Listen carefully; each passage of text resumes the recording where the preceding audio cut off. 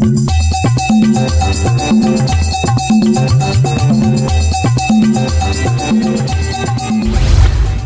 and welcome to yet another episode of Let's Talk Tobago. I'm Davia Chambers. Today we're at Shaw Park Complex here in Scarborough, Tobago, and we're going to update you on all the major stories happening in Tobago over the past week. So sit back, relax and enjoy as Let's Talk Tobago starts right now. The Tobago Agribusiness Development Company, Tadco, is again collaborating with Novo Farms to bring a new line of products to Tobago. The new Regional Junior Minister of Tourism returns home to a hero's welcome. Residents of the Mount Grace and Wim communities are now more aware of the threat posed by the giant African snail and ready to take action. And later, mass band Fog Angels are gearing up for Tobago's Carnival in October, and they're inviting you to be a part. We have all these stories and more for you when Let's Talk Tobago returns. Stay with us. This is paradise, where the vibe's so nice. Say whoa, say whoa. Welcome to paradise, you will feel so nice in Tobago. Now, some months ago, the Tobago Agribusiness Development Company, or Tadco, signed an MOU with Novo Farms. It's a partnership expected to enhance the quality and the quantity of food produced right here in Tobago. In this story, Omadara Mills sat down to chat with the Novo Farms CEO to find out a little bit about that business, why it's collaborating with Tadco, and to find out about some of the CEO's favorite Tadco products. Take a look.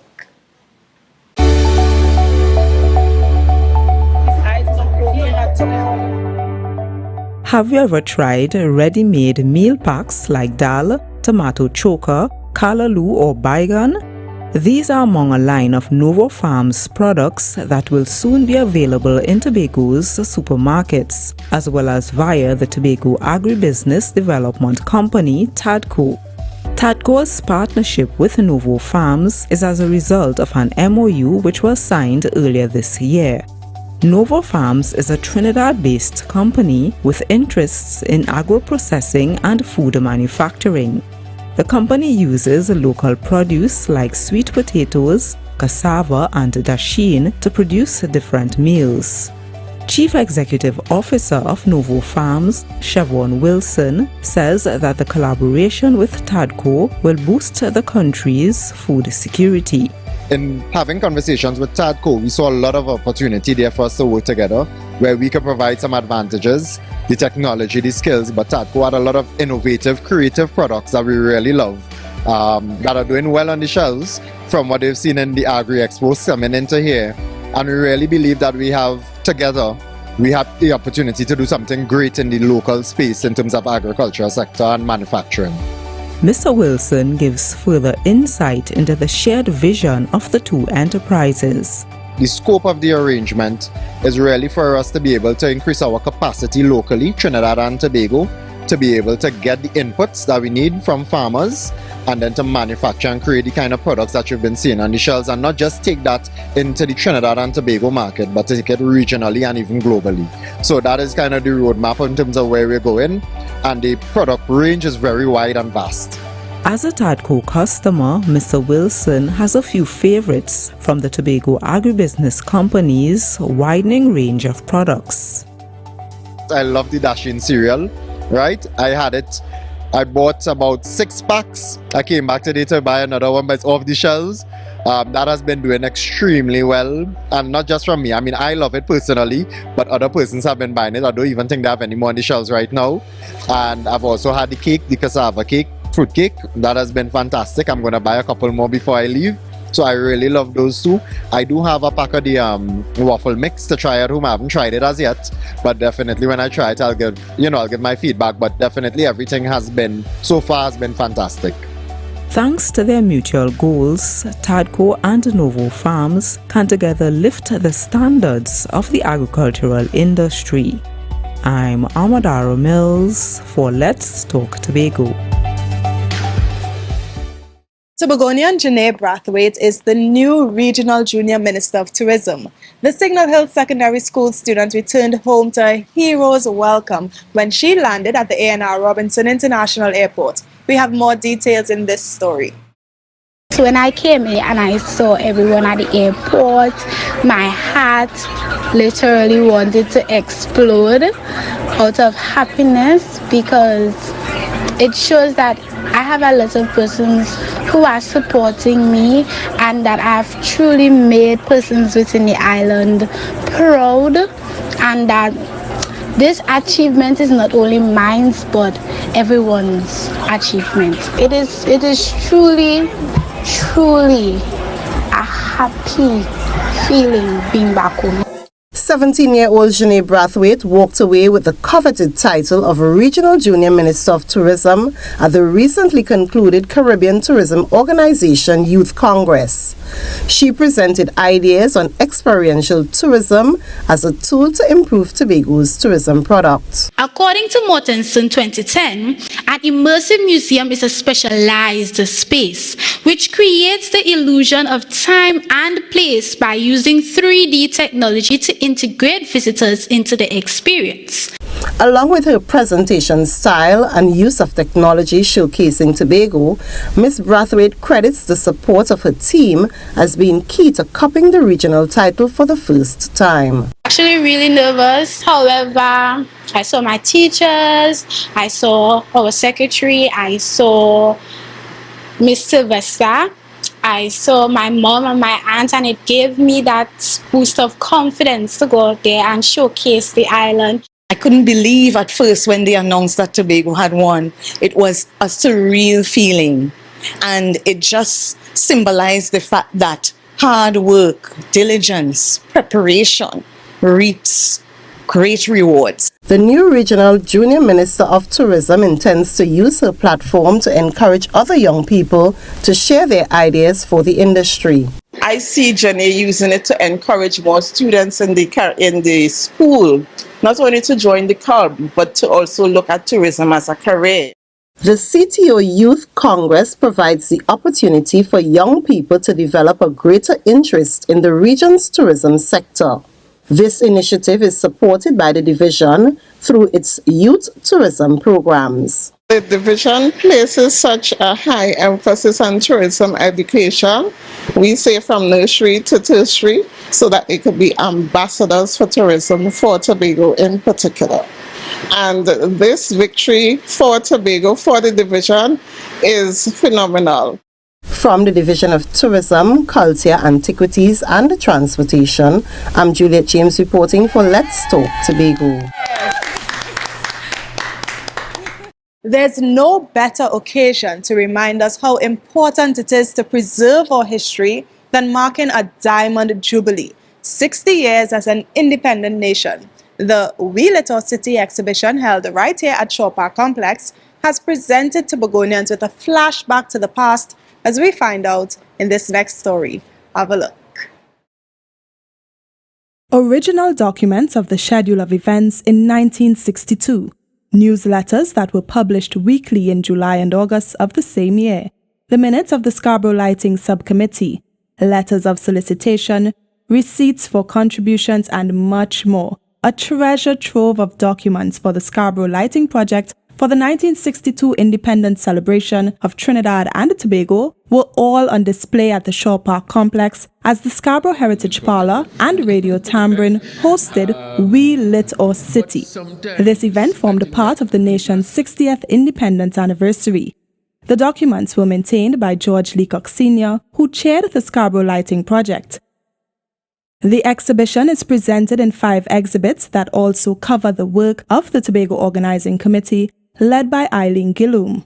When I started and I realized how challenging it would be to complete, to sort, to collate, and to decide which part of this treasure trove of documents that we have was going to be displayed, I decided that I needed help. And you don't make it through this world without a certain number of co-conspirators. According to the September 18, 1962 minutes of the Commercial Community Lighting Subcommittee, 3,000 feet of overhead street lights for decoration purposes were also solicited. The streets of Scarborough were decorated with lights on August 31st, 1962, our very first independence as a nation. The Commercial Community Lighting Subcommittee, coupled with solicited funds from the business owners of Scarborough and environs, were responsible for such an amazing gift to Tobago. Tech was also an integral part of this experience. We had to ask Tech for assistance, and what Tech did was they came with a letter with 3 different quotations on what it will cost the committee and Scarborough to pull off something as big as this. Back then, a series of community lectures were also hosted to ensure every resident on the island understood just what it meant to be an independent nation.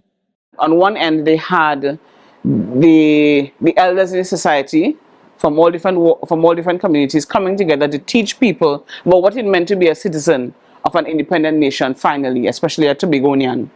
For the day when they had to feed 25,000 students and children of the community, people would have lent their vehicles to transport them to different venues where this thing was happening.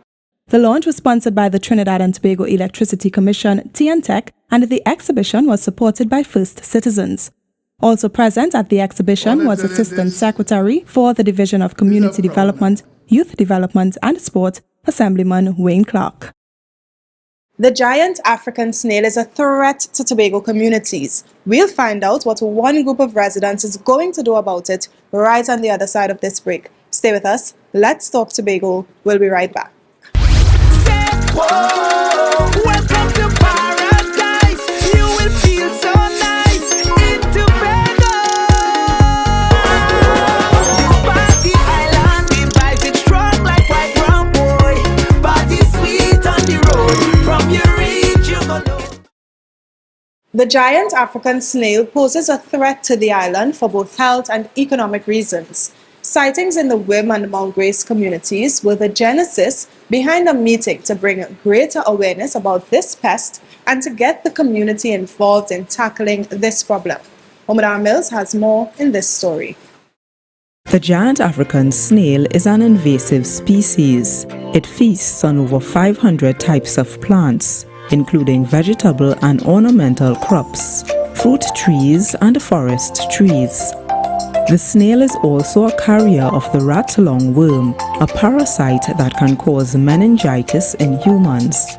It's therefore a serious threat to agriculture, public health and the economy. In light of recent sightings of the creature in the Mount Grace and Wim communities, a giant African snail community meeting was held at Mount Grace Community Center. This awareness session shared a lot of critical information to ensure residents are fully up to date on the issue. Once you find one, it requires a response. Remember, the giant African snail is a hermaphrodite, and a single snail can start a population in this space. The earlier you report the sighting, the higher the likelihood of a speedy eradication. The longer you take to report the pest, the population continues to grow, they continue to spread and establish themselves. One giant African snail can produce over 1,000 eggs annually. Once the snails get established in an area, they are difficult to manage and expensive to eradicate. Community action groups is one way to help officers raise awareness about the snail and to assist in scheduled checks. Forming an action group was a major objective of the community meeting. This is necessary because, of course, if the infestation is within the community, it is directly going to affect households, businesses in the community by extension. Remember, there's the public health risk as well with the rat-lung worm being vectored by the giant African snail. So therefore, it is critical for the community to work along with the division to be effective at reducing the population initially and eventually eradicating. Residents appreciated learning about the features and behaviors of this pest. They are also interested in the measures and the partnerships needed to control the giant African snail. I want to thank the Division of Agriculture for, your alertness, in recognizing the sighting and coming to the community especially to ensure that we have buy-in and we can have the kind of partnership that would allow for success. Leaving here with the information that was put out, it really and truly propelled me to be proactive now, to inform more persons about what needs to be done and what collaboration could happen for us to be greater informed as to how to eradicate this before it gets out of control. For more information or to report sightings of the giant African snail, WhatsApp the Plant Protection Hotline at 482-7528 or call the Food Crop Production Office at 639-4616. I'm Amadara Mills for Let's Talk Tobago. The Tobago Blue Economy Ideas Competition 2022 is an initiative hosted by the International Development Bank, the IDB, to get people thinking about the environment and the need for sustainability.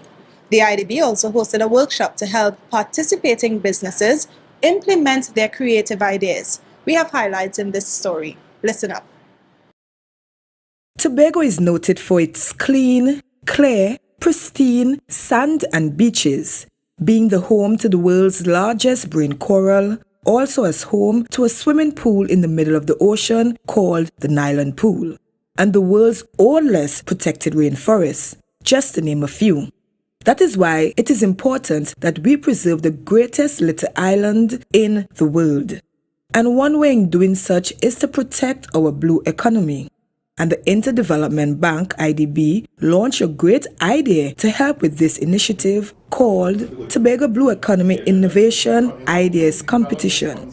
And out of this competition, a workshop was held to help in implementing strategies in moving forward. Blue economy is the sustainable use of ocean resources for economic growth, improve livelihoods and jobs while preserving the health of the ocean ecosystem. Basically what we're doing today is going through their project ideas, looking at their project concepts, hearing from them what their stories are, and also giving input into their stories, how to make this happen. So today it's a strong working session. The competition sought to bring out the creative side of the competitors and to, in turn, spawn ideas of how we can best utilize sustainable resources from the oceans. What we're looking at is economic diversification. This was the whole idea about the program, and to see what are the opportunities arising from the elements of the blue economy that could be implemented over time. The winner of the competition received the prize of US $10,000. I'm Crystal George for Let's Talk Tobago. Tobago's young people recently showed they know their way around the kitchen, but they had to earn the title of the island's best in the second edition of the Youth Canker competition hosted by the Division of Community Development, Youth Development and Sport. We'll tell you who the winners were in this story. Have a look. It's called culinary arts for a reason. This is a skill that requires lots of love, time, dedication, even art and creativity. For a second year, the annual Youth Can Cook competition was hosted by the Division of Community Development, Youth Development and Sport, and the Tobago Hospitality and Tourism Institute, THDI. And these aspiring chefs did not come to play, as it gave them the opportunity to showcase their talent. It's a competition which really started in 2019. It started out of a community-based project. One of my officers who is responsible for the Castara to Lansome district, she felt in her walkabout in the community that there were a lot of young people who were aspiring to the culinary field, but they weren't having an opportunity to do so. So that sparked the initiative to have the competition. What's remarkable and innovative about this competition is that teams are formed right there and then. The clock is then set, Teams strategize and invent, working together to create amazing dishes. One of the things is that you will enter as an individual, but in our orientation, we will do some team dynamics and teaching young people to work in teams. So you're not coming with your crew, we're gonna put you in groups. So the skill is, to on the spot, work with other people in the challenge. Team Scorpion was the winning team. This team member says the experience is a testimony to the benefits of being open to anything in life. Overall experience was amazing. At first, I was real nervous, I ain't gonna lie. So now they see me fooling around the kitchen, I was just calm my nerves, but the team worked awesome together and nobody knew each other. So today was our first kind of meshing and we got along perfect. Everything went smoothly and we proud of ourselves. We were shocked with ourselves today. Community Development Secretary Terence Baines was also on hand to entice his palate and also to encourage the youth. All the dishes tasted exceptionally well. Out of this particular situation, a few years from now, you never know, we may have some major chef in some major hotel or some place of business. So this is an incubator in my view, and I am excited for the possibilities coming out of this event. The competition was held at the Lambo Multipurpose Center. I'm Crystal George for Let's Talk Tobago. Tobago Carnival is fast approaching and one organization is committed to ensuring masqueraders will have the time of their lives. Stick around to find out more because Let's Talk Tobago will return right after this break. Stay with us.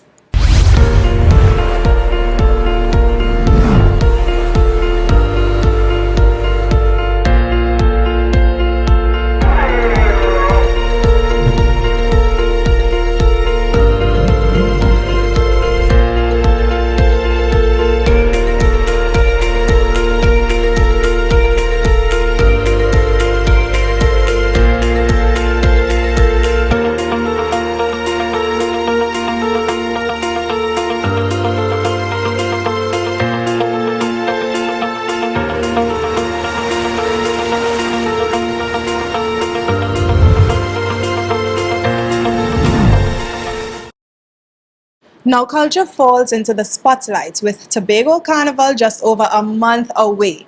This time, it's the award-winning Fog Angels Mass Band seeking to put its stamp on the upcoming festivities. Our cameras visited Fog Angels to find out their plans for Carnival 2022. Here's what you can expect. Carnival is a celebration. Carnival is color. Carnival is creativity. It's definitely a spectacle, and this year, Tobago's roads will display all of this and more for Carnival from October 28th to 30th. Part of this display is Fog Angels, the premium all-inclusive band based in Crown Point. Our aim is always to produce costumes that customers of different variations of shapes and sizes can come into our band, feel safe, feel secure, feel nice. And that is what Fog Angels always offer all the time. This year, Fog Angels is celebrating its 10th anniversary as a carnival band. So they've got 10 surprises on the road for its revelers. We have 10 surprises for the road, right? We have 10 sections for Juve and we have 10 sections for Mass. We have Wakanda to my left and we have La Vida Loca to my right, and we also have a section called Island Breeze. Everyone knows that Carnival is about color. You see a lot of colorful costumes in most bands, right? However, we wanted to do something that it will shock everyone, right? So we decided to go with a black costume, and by designing the black costume and stuff, we thought about the name Wakanda, because our theme for this year is freedom. Wakanda symbolizes that as well. Fog Angels promises to give all visitors and locals an experience of a lifetime. We offer a double play package, which you can play Juve and Mass Saturday and Sunday for a cost of $2,000. per person. So this gets you access for Juve and Mass. This is a premium all-inclusive band. We have free drinks, free breakfast, free lunch for Mass, tight security, some of the biggest music trucks. We have drink trucks, wee-wee trucks, surprises, artists, and the list goes on. If you're interested in being a part of this carnival experience, you can register on the company's website, www.fogangels.com. We have a lot planned for you guys this year. This is our 10th anniversary and we are getting ready to offload on the road. The road is ours. So you've heard a lot from us today about all the buzz on the island. Now it's our turn to hear from you. So with Republic Day 2022 in the air, our crew took to the streets to find out how Tobagonians feel about the country's 46th anniversary as a republic. Here's what you said. Trinidad and Tobago became a republic on August 1st, 1976. The event is celebrated as a public holiday on September 24th because this is the date when the first parliament met under the new Republican Constitution. But what does it mean to be a republic? Well, a republic is a state or nation in which the supreme power rests in all the citizens entitled to vote, the electorate, and is exercised by representatives elected directly or indirectly by them and responsible to them. So what does it mean as we celebrate our 46th anniversary? Any country that has managed to enjoy independence and having republic status like ourselves, I think is a fantastic thing. It's a signal for more growth, more development. Hopefully people see the opportunity that we are not responsible to any colonial master, as the case may be, but there comes great responsibility when you have independence and republic. I'm feeling very proud. And I find the country have come a long way and we're doing well. As a people, we actually stick together and that inspires me because just to see how, we work together hand in hand and we can still share that love, share that peace. I mean, every country has their own downfalls, but what does make us the best is that our ability to resolve situations, and that I believe does make us strong and spread the love continuously. I'm proud to know that we've been able to have a democracy that's been hard fought. All women are able to stand side by side with men, which is something that is not common across the world. I'm proud to be a Trinidad and Tobago citizen. I'm born in Tobago. We have the rights to vote as women. We have the right to join the army. We have the rights to join the police, Coast Guard, anything like that. And we have a voice that women could afford to speak out in this country. All women being able to represent themselves equally among men, our ability to vote as citizens of our country and represent ourselves as people in the country. Yes, I think that's one of the best things we can actually have achieved as a country, as a nation. There's much to be desired, but I'm proud of where we are at. When you look around the Caribbean, there are countries that have not yet achieved republicanism. And as a Twin Island state, that is a milestone that we can say that we are proud of. And of course, I mean, there's a lot more development to happen in this Twin Island state, but we are indeed happy to be a republic and of course celebrating 46 years. I feel great. Happy Republic, Trinidad and Tobago. Happy Republic Day, Trinidad and Tobago. God bless you. Happy Republic Day, Trinidad and Tobago. Happy Republic Day and be proud of your country. Love Trinidad and Tobago. Happy 46th anniversary Trinidad and Tobago. I'm Marlon Gottsliben for Let's Talk Tobago. So we've come to the end of yet another edition of Let's Talk Tobago, and as always, we thank you for watching. Please email us with your comments or queries about the program, and be sure to visit our website, like our Office of the Chief Secretary Facebook page, follow us on Instagram and Twitter, and subscribe to our YouTube channel. From our house to yours, I'm Davia Chambers, along with the Department of Information, Office of the Chief Secretary, Tobago House of Assembly, wishing you a safe and enjoyable week.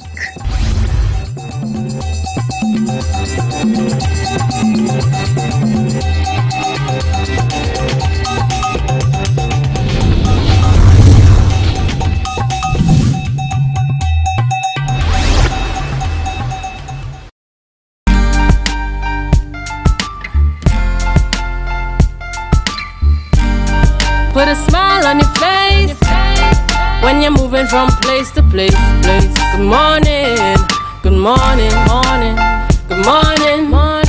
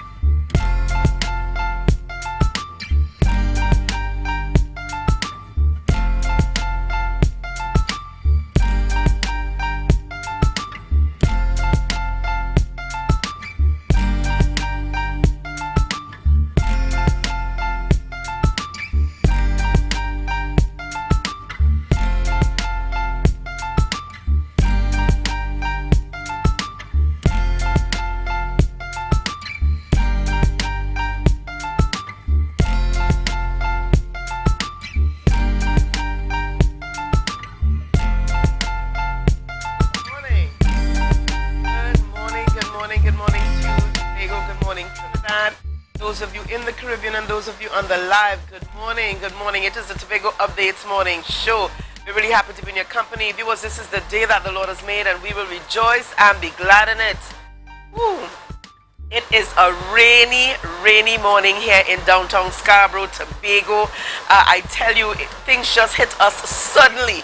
In fact, on my way down from the east this morning, we saw the sunlight rising over the hills, and then, by 6:45 rather, we just heard thunder, and then now there's heavy rainfall down in downtown Scarborough. But wherever you are, we trust that you are going to be safe, that you are going to keep dry, walk with your umbrella today most definitely, so that you avoid getting wet and avoid any other further complications. It's a beautiful morning here in Tobago, and again we welcome you this morning to the Tobago Updates morning show. And today is budget day in Trinidad and Tobago. We're going to be talking about those and some other issues on the program this morning. But as of right now, we're going to get into things, news in 90 seconds with Candice. Over to you. Thank you, Ria. I am Candice Jackson, and here is your news in 90 seconds for Monday, 26 September 2022. Head of the Tobago Division of Police, Acting Senior Superintendent Junior Benjamin, said there is no need for panic in the wake of 3 murders in 3 days on the island. According to Benjamin, the police held a suspect for the last of the 3 murders, and work is ongoing to solve the other 2 with assurances of results very soon. Additionally, police deployed several counter mechanisms, including specialized units, to tackle the issue of violence and murders in Tobago. Imero Baines and Jonathan Baptiste died from separate shooting incidents on Thursday and Friday respectively, while Kenrick James was shot to death on Saturday. Meanwhile, coral bleaching was observed rapidly occurring on several reefs in Tobago recently. Last Thursday, the Institute of Marine Affairs issued a notice after coral bleaching was observed in Charlottesville's reefs. The National Oceanic and Atmospheric Administration placed Trinidad and Tobago under a coral bleaching alert level 2 following the observations. Coral bleaching occurs when the seawater gets too warm, causing corals to expel algae living within their tissues and turning them completely white. Without the algae, corals will die, with destroying reefs and leaving coastlines vulnerable while marine life is lost. And now nationally, Attorney General Reginald Amor was successful in attaining an injunction from the court to order teachers to report to duty today. The Trinidad and Tobago Unified Teachers Association tutor requested that all teachers spend the day resting and reflecting. They remain unsatisfied with government's 2% offer during wage negotiations for the period 2014 to 2021. The Industrial Court ordered that tutor is directed forthwith through its president and executive to instruct and or direct its members of the teaching service to report to duty on the 26th day of September 2022 and continuing as they are required to do in the normal course of their employment. The court further ordered that tutor and its members are restrained from commencing and or continuing and or taking industrial action. And that was your news in 90 seconds. It is back to you, Ria. Thank you so much there, Candice. And viewers, we just let you know here that Julian is on his way, so you will be able to see him a little bit later on in the program this morning. So, in the news, we see, we recognize that today is budget day right here in Trinidad and Tobago. And then overnight, we see where the court has now, a court order served on tutor and teachers told to report for duty today, Monday, which should have been a day of rest and reflection. And so, overnight, all of these things happening, I know that tutor had planned, there was a planned day of rest and reflection, and the court indicating that these rest and reflection days are against the law for persons who are considered essential workers, of which teachers fall under. So we see those things happening. Just to let you know that coming up on the program this morning, we will be chatting with the Chief Secretary of the Tobago House of Assembly, Mr. Farley Chavez Augustine, and these and other issues we'd like to chat with him on. Of course, budget day, what's been happening within the PDP, etc. We want to know what's happening. I know the public wants to know, hey, what's going on? We need to know what's happening inside. All right, so we'll be chatting with him on these and some other issues this morning. And then we see 3 murders in 3 days in Tobago. What is going on? What is happening here? All right, so these are some of the things that we've got to be on top of. As well, over the weekend, we had the Republic Day celebrations in Roxborough with the parade in the morning and fireworks in the evening. I tell you, all roads led to Roxborough on Saturday. All right, so for those of you in Trinidad, a lot of folks in Trinidad had no clue. They still have no clue about what takes place in Tobago on Republic Day. So I know we've got some highlights of Republic Day celebrations in Roxborough, and this is some footage here of Saturday morning. This is Saturday morning with the parade held from Lamy Road, which is in Argyle, to Lamy Road to the stadium, the Sid Gray complex. All right, and these are the marchers making their way to Roxborough, and this is Chief Secretary Fali Augustine taking the salute here. This is just at the Sid Gray complex opposite the NP gas station. All right, and such a beautiful, I tell you, always a sight to behold. Always a sight to behold. And I want to take the opportunity, even as I see here the TTPS marching past Chief Augustine, to send our condolences this morning to the TTPS and the family of Officer Phillips, who passed away last week, formerly known as Kati. I take the opportunity this morning to extend condolences and to pray God's peace and his comfort on the family and the members of the TTPS Tobago. All right? So that's just about some of the things that have been happening in and around Tobago over the weekend. Julian is on with us. Julian Skeet, good morning to you. You made it. I did. It's the kind of morning that starts where it is you have car troubles and then you say the devil is a liar, I'm going to be here in Jesus' name. And then the rain comes down. And then the rain comes down to add to it. And then the rain comes down to add to it and you're in that kind of mode and you say, all right, let's continue with the day ahead. We're not letting anything slow us down at all today. All right, so how have you been? Quite good indeed. I'm excited to hear the happenings today. Budget day, as you would have mentioned, happening in Trinidad and Tobago. It's that kind of moment because for us here in Tobago in particular, we're going to be hearing from our featured guest this morning, Chief Secretary, the Honorable Fali Chavez Augustine.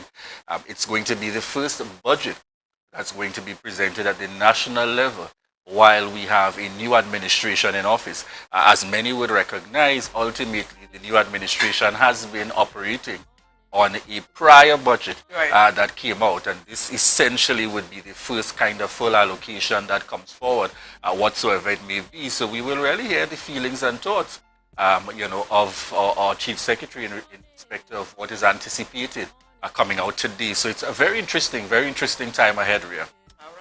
I've also seen, sadly, that we have the witnessing of, there appears to be a number of murders happening.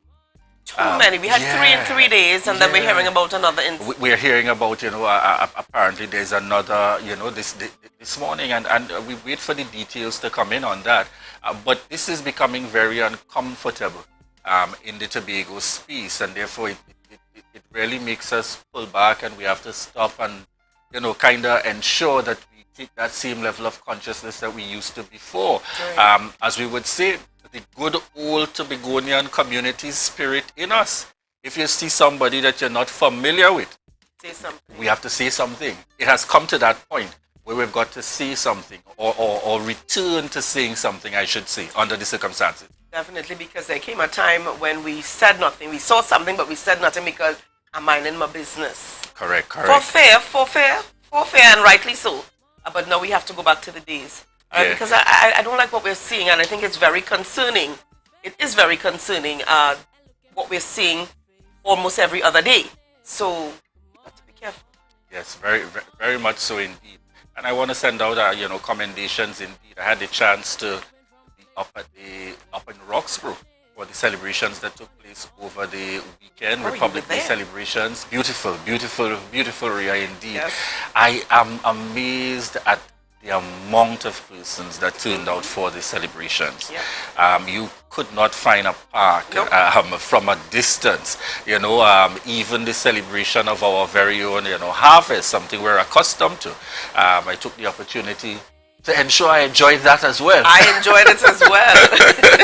All right, and let me shout out the artists in Renaissance, Simons, the entire team out there. Quite a gathering. There was a family connection in Julian, that area. I was at Renaissance on Saturday night. Yes, there was a family gathering in that area, so to speak. And the celebrations quite good.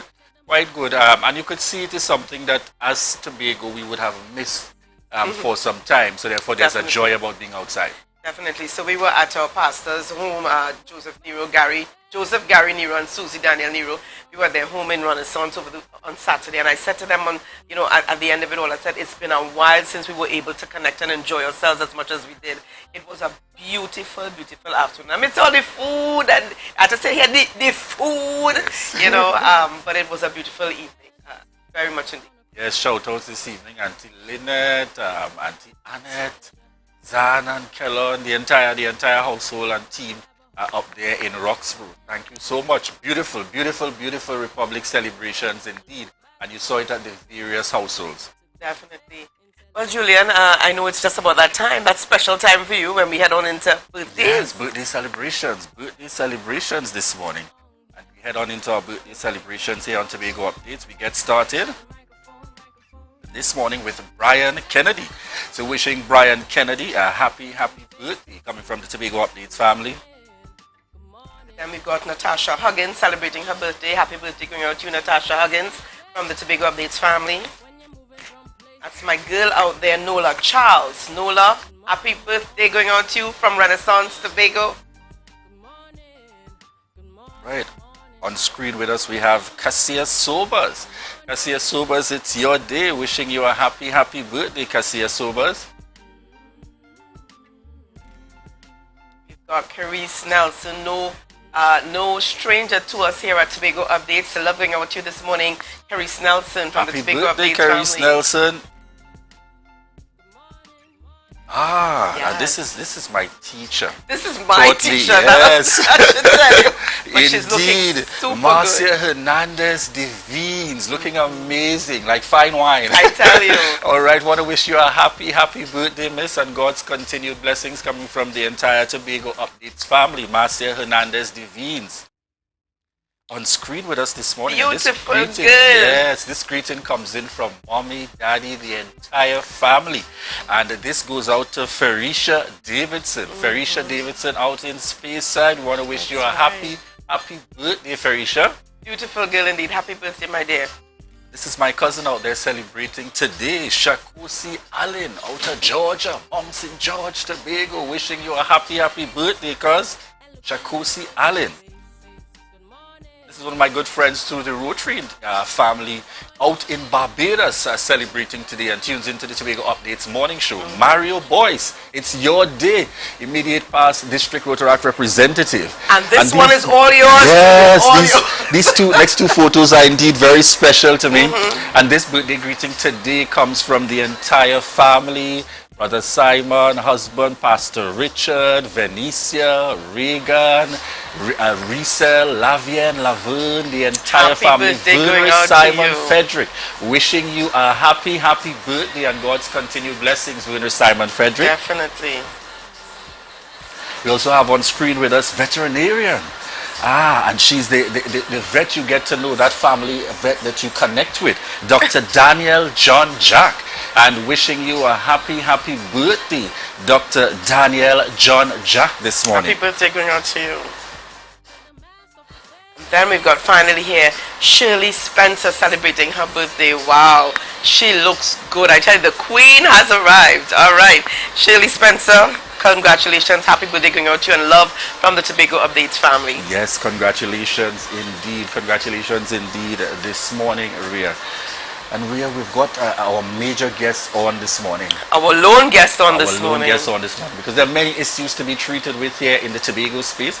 We're going to be talking budget, and yes, of course, we've had a number of happenings over the last week, which we'll also be seeking responses and answers from the Honorable Chief Secretary Farley Chavez Augustine, that will be joining us on set shortly as we commence the morning's interview. Ria, how are you feeling with this rain down now? I tell you, this is weather to be back at home, in bed with, and I'm going to leave it right there. But, you know, we've got to be out and getting ready for work. If not already at work, some of you, yeah, please, this is Trinidad and Tobago. I know how we do it. You know, the rain starts and then we call in to say that we can't make it because, but it must be a productive day still. And this is my morning shout out to Oswald George, wishing you a good morning out there. Oswald George connecting with us, genuine supporter, always there and connecting with us. Good morning to you, Oswald George. All right. Our viewers this morning, let me also highlight this morning's wardrobe courtesy Rashad's, and that's Rashad's men's store located at Mount Pleasant. In Mount Pleasant, and you can connect with Rashad's online, that's on Instagram. And Rashad's contact information is 631-1049, 631-1049. Rashad's men's store located on Mount Pleasant Main Road. Responsible for my wardrobe this morning. All right, well, Julian, while we wait, just maybe we could just connect with the live a little bit, because I see some folks, you know, chatting with us here. Newton George, I'm on the live. What an interesting day. Good morning to Newton George out there in Speyside.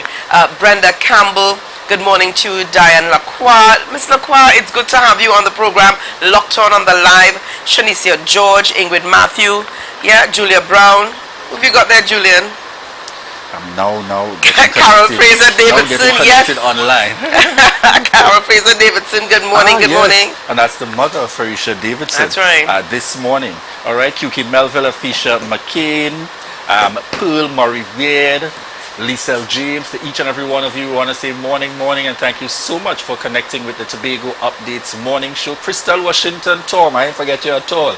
All right, Mrs. Charles out there, I haven't forgotten you at all. Morning to each and every one of you.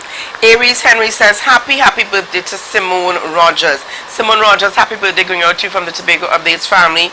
All right, so I think that's just about it. All right, so viewers, we want to thank you so much. Coming up this morning will be the Honorable Chief Secretary Farley Chavez Augustine. And those of you joining us via TV, those joining via radio, and those connecting with us online, this is your time to share the live, share the live, share the live. Don't want nobody touch my hair, cause a lot of sisters acting too crazy, and I'm not tough like Advanced Security Service in Tobago. Ask about our cash and transit service. It's safe, risk-free, reliable, and timely. We provide safe banking delivery for all business types and sizes with highly trained staff, 24/7 monitoring, coordinated emergency response, and a well-maintained fleet of armored vehicles. Contact us at 660-7723 or visit our website at www.mi4securitytt.com to sign up today.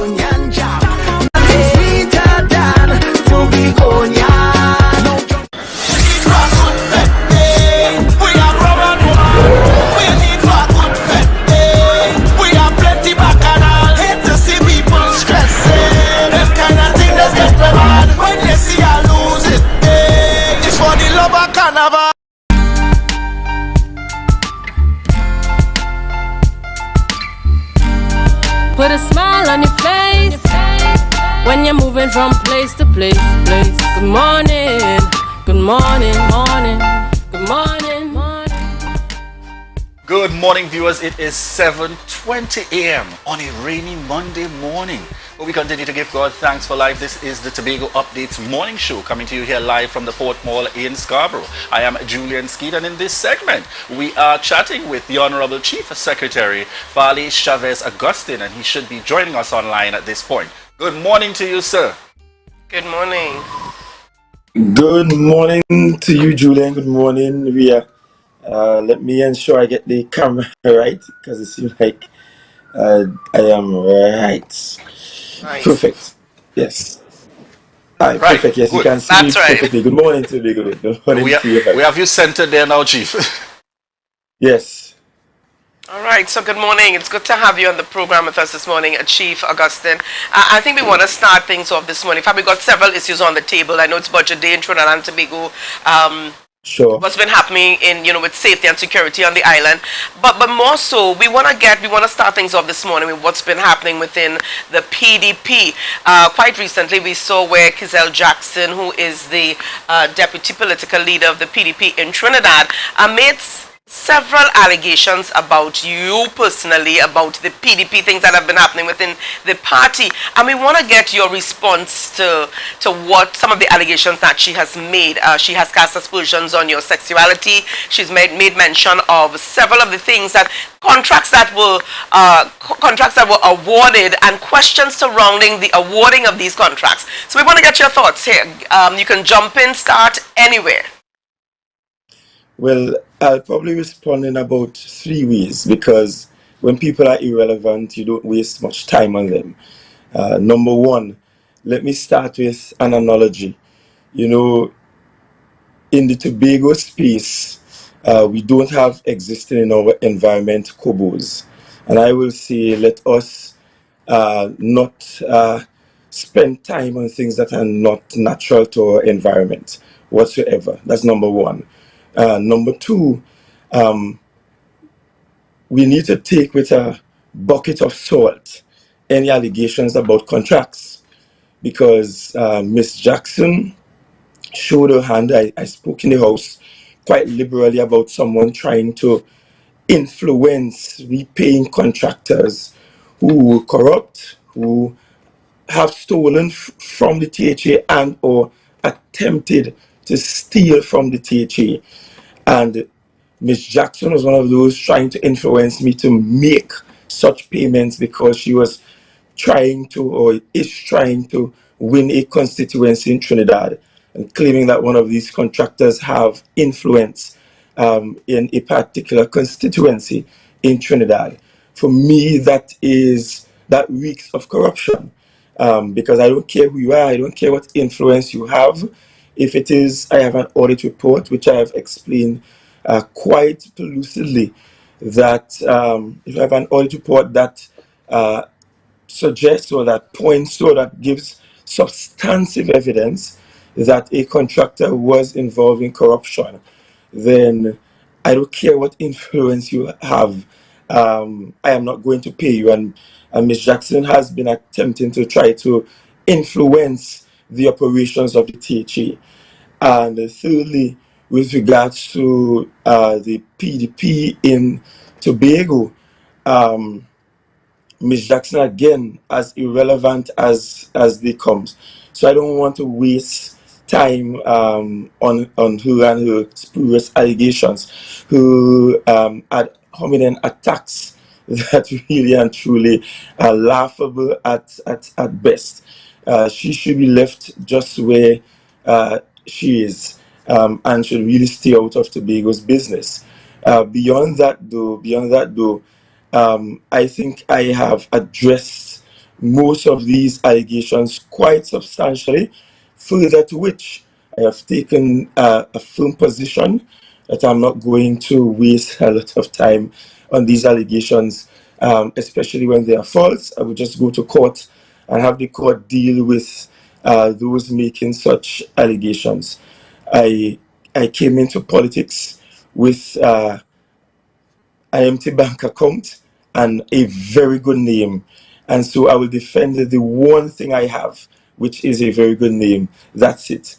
And I intend to do so through the courts. So I am not going to waste any time on people who are really and truly irrelevant to the Tobago politics, irrelevant to the operations of Tobago, irrelevant to Tobagonians' lives and how we live.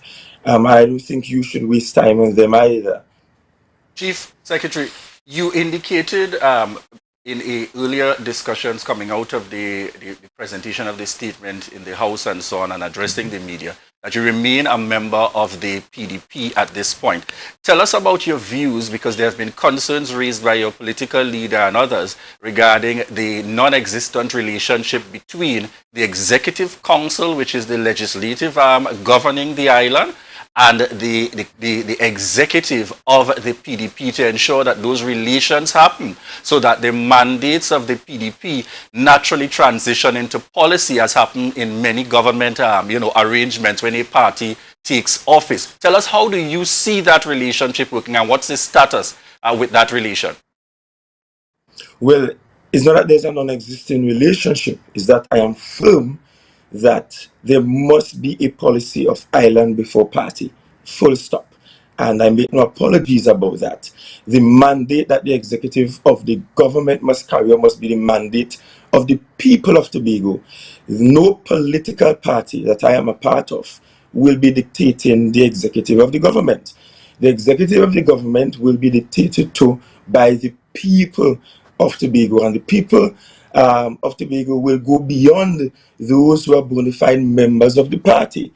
The membership of the party is nowhere close to the number of votes that the party received in the election. Therefore, it stands to reason that there are significantly more people who supported us into power than those who are bona fide members of the party. And therefore, the people who should be influencing the government must go beyond a few people, a handful of people that make up the executive of the party. And that's only a handful that cannot be democratic. And, it has been customary in Trinidad and Tobago, not just within PDP, but you see it in PNM, in UNC, in all other major parties, that the executive of the party tends to dictate what the executive of the government does. And people ignore, governments ignore, by and large, the wider population. And I'm saying that the dictates to the executive should rightfully only come from the people at large, and not necessarily from a handful that run the executive of the party. Again, when you look at the number of votes that that the PDP received, it is significantly more than the membership roll of the party. And therefore, no one could argue that the influence on the executive must come from the people on the ground, must come from members of electoral districts, and people who are not necessarily just bona fide members of the party, but Tobagonians by and large. That is the kind of government that I will run, and I do so unapologetically. It must be island before party.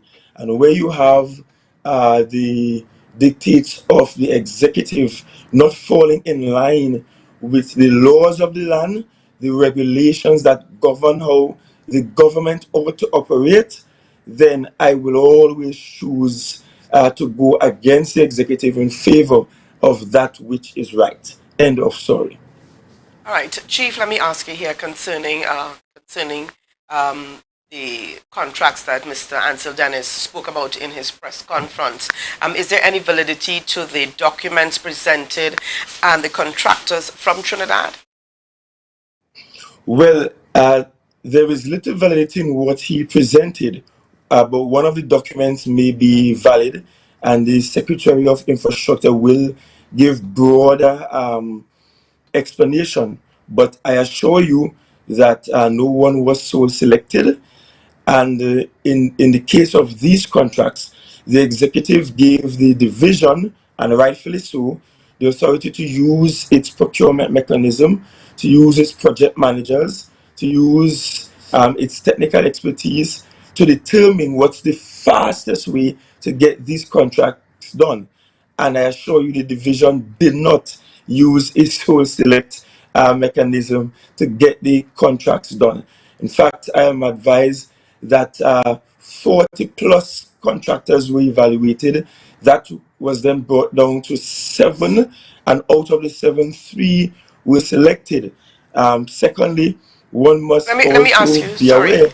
sorry, Chief. Hold on, one must Amongst also the be aware three, that the is there any truth to the allegations or rumors that Mr. Watson Duke's brother may be one of the 3 contractors selected? No, from the checks I have, that's there's no truth to that. Okay. The but I will hasten that these contracts are design build finance contracts, which means that the THA is not paying these contractors up front. In fact, the THA will not be paying these contractors until 9 months after completion, 9 months after a certificate, a proper certificate of completion is done. Not the kinds we saw where people got certificate of completion and worked through either incomplete or worked short or worked shoddy. But 9 months after certificate of completion is issued, then first payment, and then the contract will not be paid off for until about some 18 months after completion. In other words, those that have to do this contract will have to have capacity, will have to have the skill set and expertise, will have to have the finance upfront, 100% that is, will have to have the ability to wait 9+ months to be paid in total, well, 9 to 18 months in this case. And so, notwithstanding evaluating 40 plus contractors, the division has advised that it came down to 7 who seemed like they could do the job, and then, of course, so 3 who has to be awarded. And so the secretary, I've asked the secretary to give broader explanation on it, but I assure you, none of these contracts were so selected. Chief, how do you respond to the concerns raised by political leader Dennis, specifically indicating that there has been a commitment on what appears to be identified as an emergency with the target of delivering these roads by Carnival, and he's indicating specifically based on his review and assessment and seeking his technical guidance that there is no way these roads would be delivered, 1, and 2, he would have gone as far to post to his Facebook page a letter that would have been issued to one of the contractors where it clearly states that there's 100 with that the works are to be completed within 120 calendar days, and this is dated the 7th of September. How do you respond to those concerns? Well, number one, Mr. Dennis has no technical capabilities as an engineer. So I don't know that he has any expert knowledge on that. Secondly, one of these roads in the contract is phased, meaning that the entire roadway is not expected to be completed by Carnival. One of them is phased. Those that are critical to be completed, the phases, sorry, that are critical to be completed by Carnival will be completed by Carnival. So I don't see an issue there. All right, I just want to go back here to the issue of the contracts.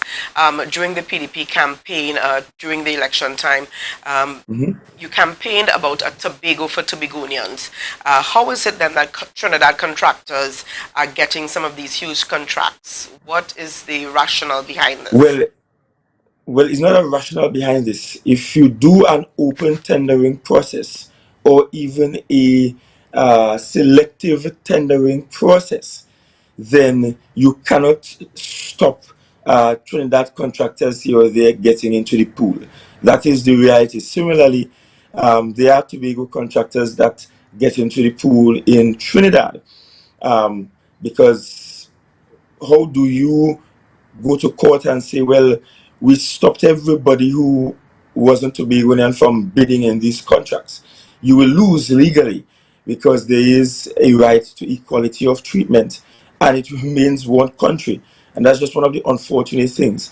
And what has to happen is that we have to continuously build the capacity of local Tobago contractors. We have to build their capacities. And also we have to bear in mind that what happened as recent as in the lead up to the election, where several Tobago contractors either stole from or have been attempting to steal from the very THA that they're supposed to protect. And so when we're talking about Tobago and Tobago's development, we also have to have a firm position in protecting Tobago's purse as well. And I give no apologies for that whatsoever. But you will see some measures to help build the capacity of Tobago contractors. We have also tried our best by taking a look at the procurement process in finding ways to spread the work far and wide. In fact, in education recently, they did a system whereby they tried to put some of the measuring weight on locality of contractors, meaning getting contractors from within the districts where schools are located and so on, so that the local community also benefits. And that can only happen in areas where the expertise is resident within the local district or the local community. But one would appreciate that you will have some areas where that does not exist, where that sort of expertise isn't resident within the local district, such as Palatavere, Lansome, Speyside. And so that means that the contract will end up having to go outside of the district. But certainly, we maintain a policy of developing Tobago and Tobago for Tobagonians first and foremost. In some areas, as I pointed out, legally, you can't prevent a Trinidadian from bidding for these contracts. And I have made it clear that no secretary, no member of my team should be going to any procurement officer demanding anything whatsoever. Let the procurement people do their jobs and let them make the determination. That means that you won't always like the outcomes the procurement officers will come up with. And I'll give you an example of myself. I could tell you at this very point, not a single one of my procurement officers has had a conversation with me to date. I have never met with the head of procurement that is resident in the office of the chief secretary. I have never met with the procurement officers in the office of the chief secretary. I have never met with the procurement officers in finance and had any discussions with them. I have stayed 100% clear of their path, and I've instructed secretaries to also do the same and to let the procurement officers make the decisions themselves based on the process that is correct. If procurement officers do not avail themselves of the correct processes, then we will know how to treat them thereafter. But we stay clear of the procurement process. That's the political arm of the government, so as to ensure we don't run afoul of the law. Viewers, at this point, we're heading on out and we're taking a break. We want to remind you that this is your opportunity to share the live, share the live, share the live. We'll be right back.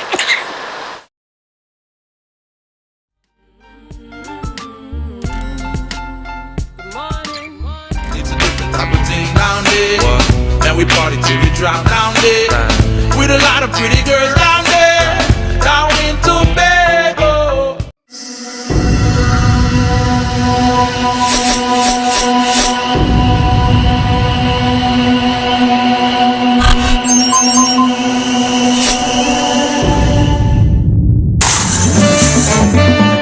I come out to play. I come out to play. I come out to play.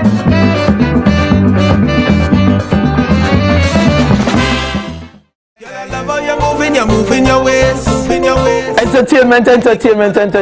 Yes, we're bringing it to you. Tobago Updates. It's all about the new entertainment show, the VIP Experience, hosted by your boy Snoopy. Tune in every Wednesday from 8 p.m. and on Saturday mornings at 9 a.m. We're bringing to you the best Tobago has to offer. We're showcasing interviews, music, and everything that is fun. So join me on Tobago Updates for the VIP Experience.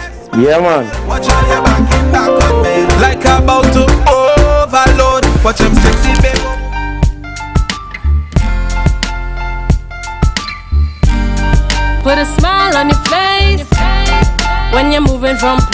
place. Good morning, good morning, morning, good morning. Morning viewers, it is 7:40 a.m. and welcome back to the Tobago Updates morning show, coming to you here live from the Port Mall in Scarborough. And we continue the conversation this morning with the Chief Secretary, the Honorable Fali Chavez Agustin.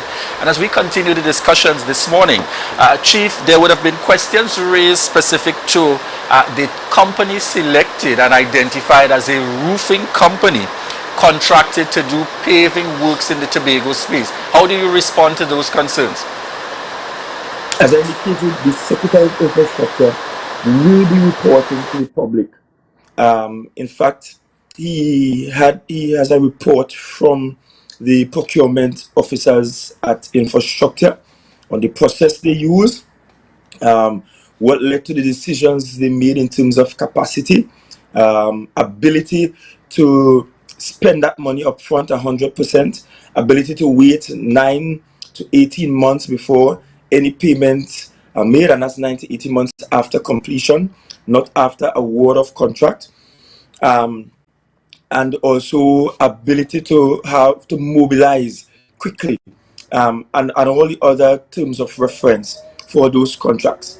And so I prefer that he give you the broad explanation instead of me giving you very short sound bites, which may not provide all the clarity that you require.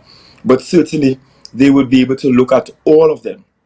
I could also tell you that in one instance, procurement had to go back out because after all of the melee and the wrong information and so on, I think at least one of the contractors actually pulled out and might be now refusing to do the work.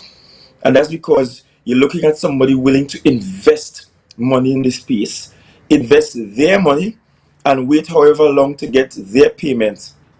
And investors tend to treat with instability by pulling back on their investment. But Secretary James at post-exec briefing this week will be able to give all the clarity that is required.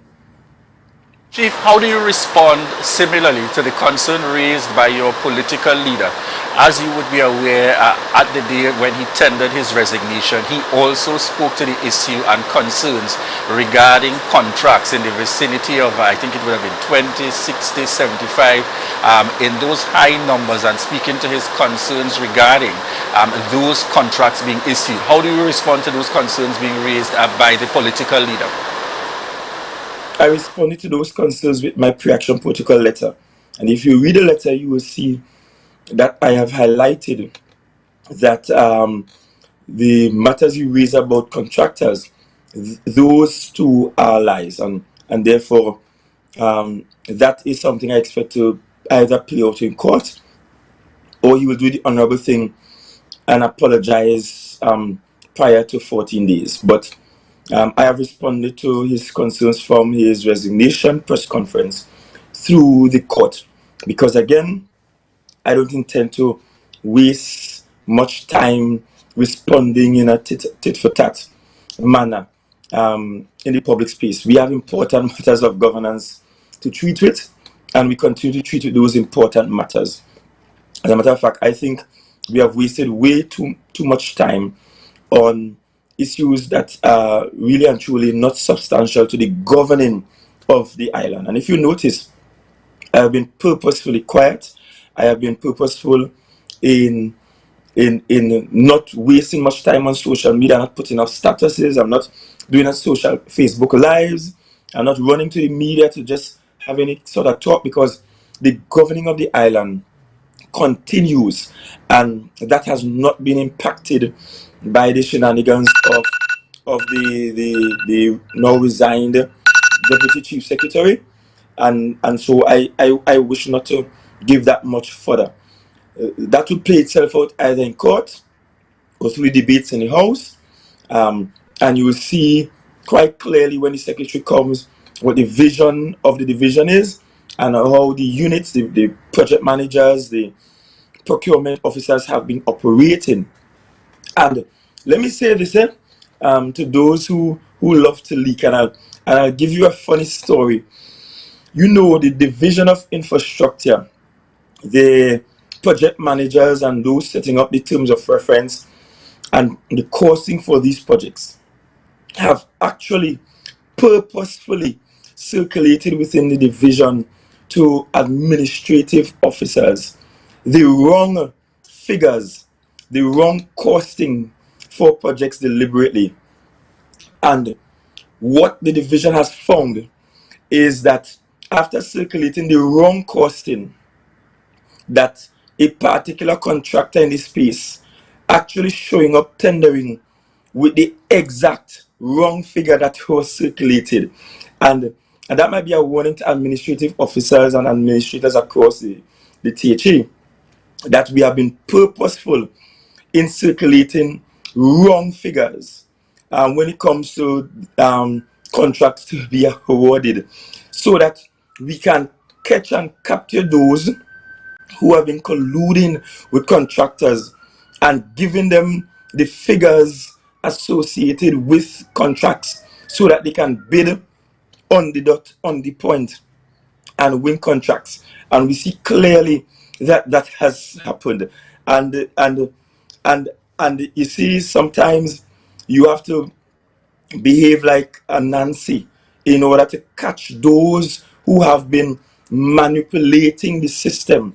And if you listen to the range of issues raised from that audit report, you will see why we need to find some strategies to have a system that will self-correct.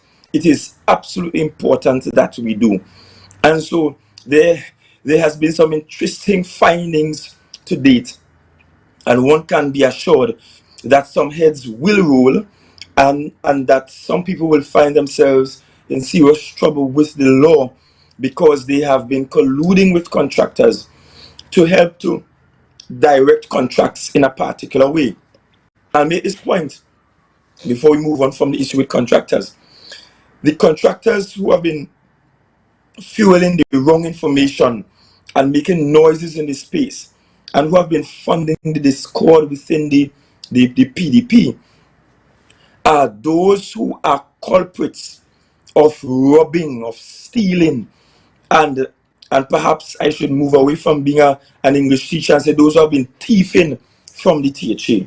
Those are the ones who have been funding a lot of this discord and the wrong information, and trying to influence those in the minority to say certain things and giving them information. And those are the same ones that administrative officers have been colluding with when documents are circulated within divisions from project managers and project officers and those in PIU, policy implementation, with the figures associated with projects. You are finding contractors being able to bid exactly to the point those very wrong figures.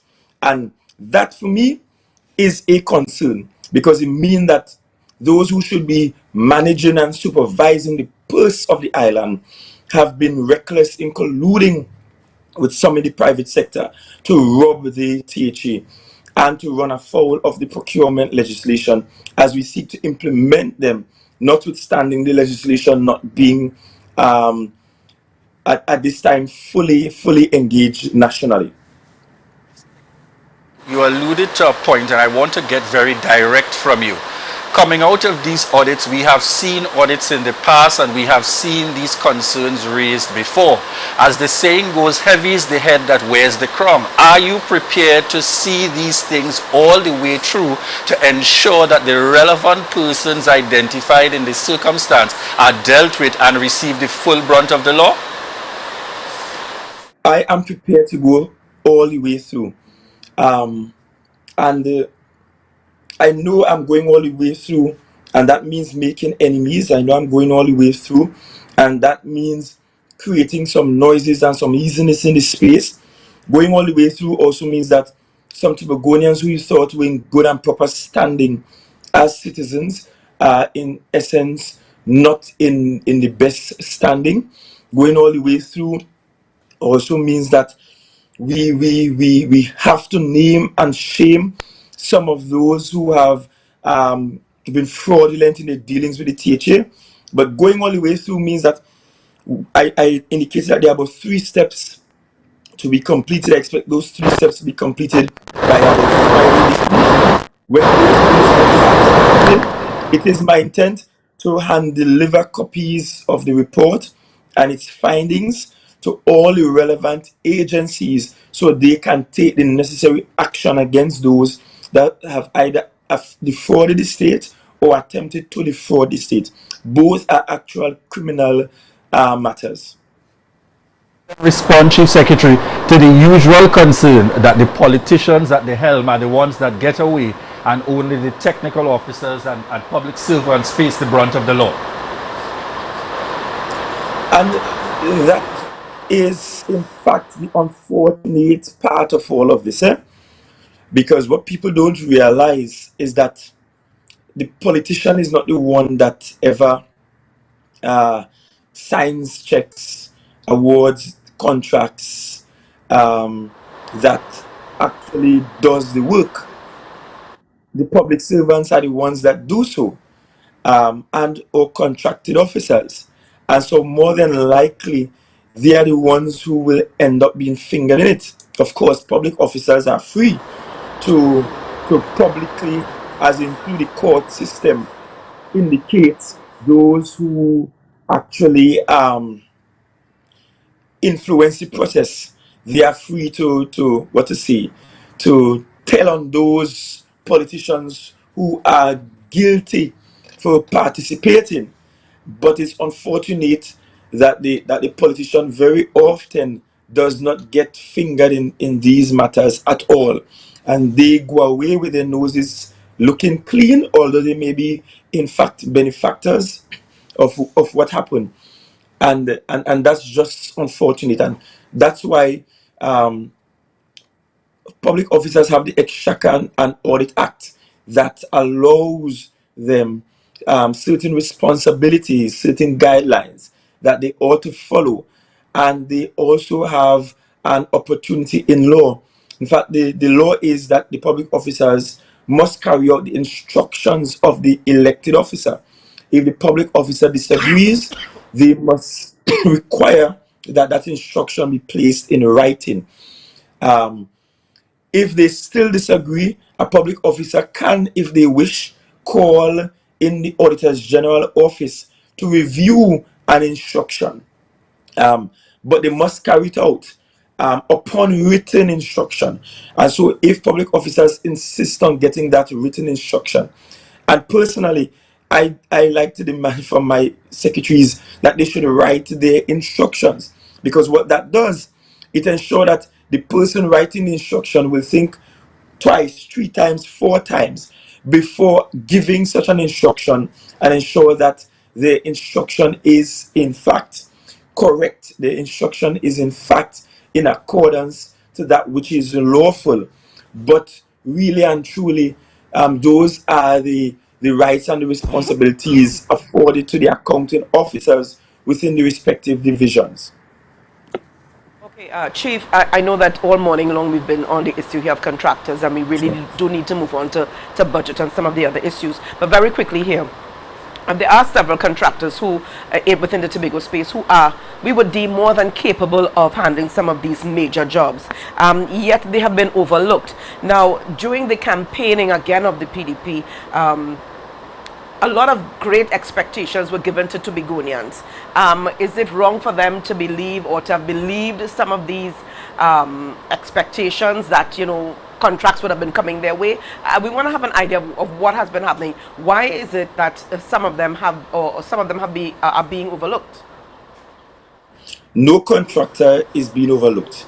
When there is a tender, when there's a tender out, when there's a tender out, all contractors in the space who qualify can in fact tender for those projects, and there is a tender process that usually results in an evaluation committee evaluating the tenders of the contractors.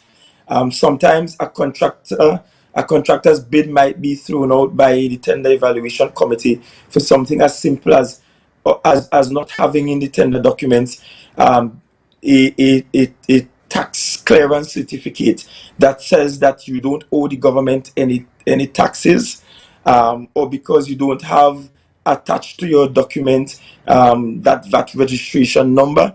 Those sometimes it's simple things like that that might get a contractor's bid thrown out.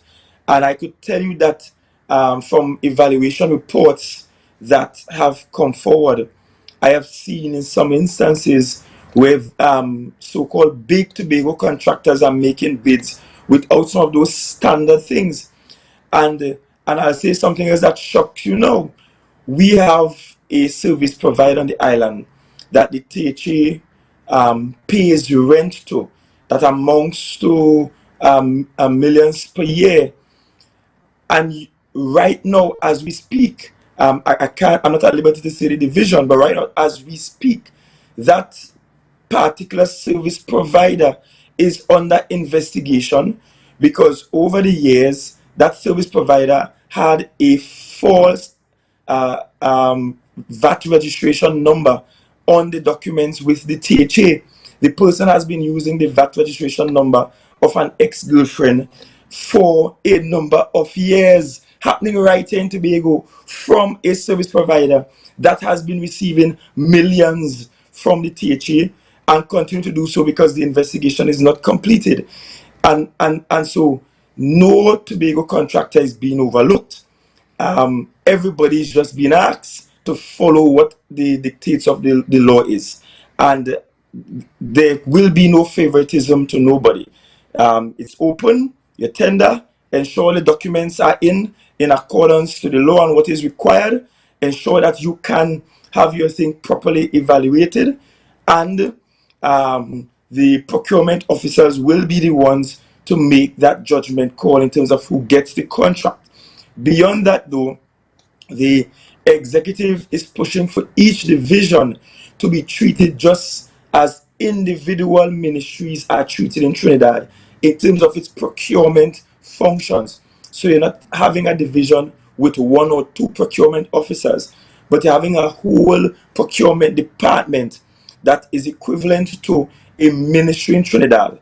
What happens now is that the entire THA is treated as a single ministry in terms of its procurement structure and functionalities, and we don't believe that that is sufficient for the kind of work the divisions must do.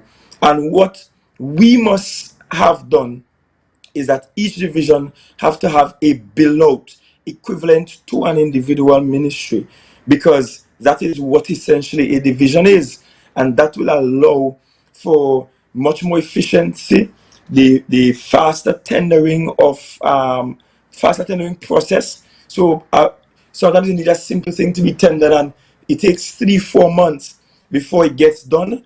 That will allow for efficiency in terms of time, and it will also reduce the mistakes that might be possibly made from procurement officers within the space. Chief Secretary, just a few months ago, and we're heading on into the area of budget now as we speak to Budget Day here in Trinidad and Tobago, you would have made a presentation here within the Tobago space in anticipation that we will get on the upper end of 6.9. Remind our viewers, are you still hopeful months later and the necessary discussions taking place with the Ministry of Finance? Do you still remain hopeful today that we will be in receipt upwards towards the 6.9%, or are we likely to go right back to just about the 4.03% in terms of the offerings? I am confident we will get above the 4.03%. It's, given what I'm seeing happening nationally, it won't be at the 6.9% I hope for, but it will be above the 4.03% based on my estimation. Remember, I estimated that the national budget would be around $57 billion. I also will wish to point out that this budgetary request from Tobago has been Tobago's smallest budgetary request in perhaps more than 10 years. Prior to coming into office, Tobago was requesting upwards of $4 billion. We actually requested below $4 billion for the first time in a long while. And we certainly will receive, from my estimation, I haven't seen the budget as yet, but from my estimation, we certainly will receive significantly more than 50% of what we asked for. We asked for 3.9 billion thereabout, and certainly I'm thinking we will get somewhere just around 3 billion or close to 3 billion, as close to 3 billion as possible. It will not be the full 3.9 billion given what we are seeing. We're seeing the teachers protesting. We see the AG had to go to court to stop them from protesting today and so on. And I'm expecting, given the refusal of the labor unions accept the negotiating position of the government, that some more monies will have to be put towards increasing salaries of workers across the country. And I could see that hampering our ability to get the full ask of $3.97 billion. All right. As it relates to increasing salaries, Chief, tell us about the status with regards to those CPEP daily rated workers and so on, and URP, as would have been the promise to increase wages here in the Tobago space. They are receiving their increased wages. In fact, CPEP have been receiving it a long time ago. URP had some administrative issues. And so for URP workers, they have a little back pay, because the effective date of the increase for the URP workers was July 14th. And so they have a little extra something to go by, but the increases are in the space, and one must appreciate that is beyond URP and CPF that got increases. The development workers across in agriculture got increases equivalent to their daily rated counterparts. Those in the watershed program, reforestation, Mizuto gangs, all those category of workers also saw increases. So quite a number of quite a number of workers in the space received increases. And what's interesting is that we have Tobago workers in some categories being paid more than their counterparts in Trinidad. And I want us to appreciate what that means. I attended the Agro Fest, and there was a CPEP booth at the Agro Fest, and the principals running the booth, when they saw me, they said, "Oh gosh, Chief, you're putting you under pressure in Trinidad." I said, "What do you mean?" They said, "Well, all workers come in and demand more salary too." I said, "Well, go to Imbert and make that demand."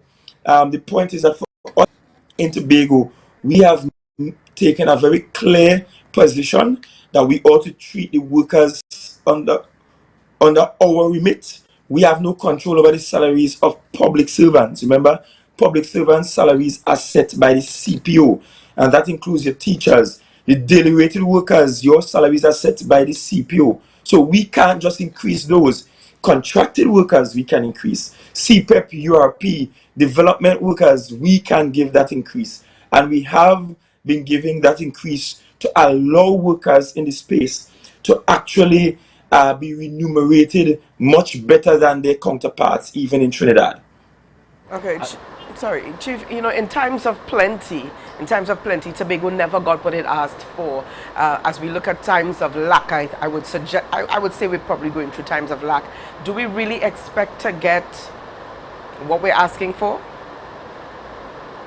Well, I just addressed that question, and I said, given what I'm seeing with the labor unions and the refusal to accept what is being offered to them, notwithstanding the fact that Trinidad and Tobago and the Minister of Finance spoke about this, Trinidad and Tobago has received significantly more income than we expected from oil and gas revenues, because oil and gas prices have gone up.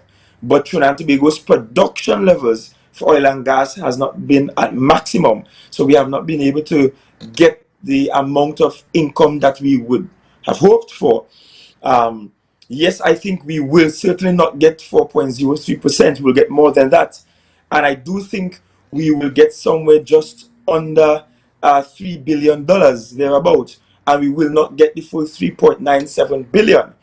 But also remember that in the budget I presented, I indicated that there must be some other strategies that we have to utilize to generate income for Tobago. I challenge divisions and I challenge the state companies in Tobago that they must begin to earn income for the Tobago space. And I spoke to Study Park Quarry, for example, as one of those areas that must generate income that will allow the THA to meet its capital development needs. I also spoke to the point in the budget in June of alternative financing. For example, the THA wants to get something built and we have the land. We need to start attracting investors, not just Tobago investors who may not have the capital, but international investors and investors from Trinidad to come and to make that investment and let the THA use its land as its shareholding in the project and allow the project to happen so that the public gets access to the service, and we don't have to spend all the monies up front, and we engage in that manner. So you will see a lot of those strategies being employed to get some of the things done on the island. Because if you look at what we have received traditionally, which is about $250 million, thereabout, I certainly, last fiscal year, we got $265 million for capital development. I think this year we will get more than the $265 million that we got last financial year. We will get more than that.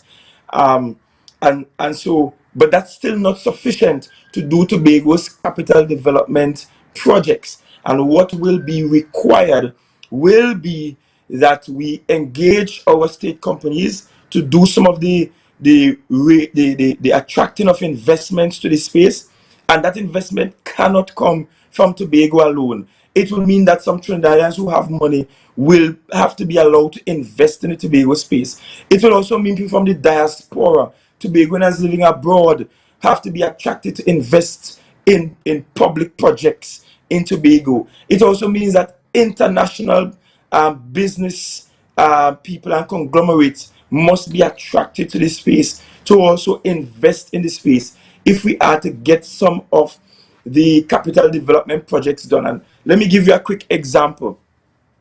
You know this piece of land that we have where NIB Mall is right now, where NIB Mall used to be, that just fenced around for years. Bush go back there, a vacant lot of land. We also own a piece of land opposite that where we have the car park, the garden side car park. We own a substantial piece of the garden side car park.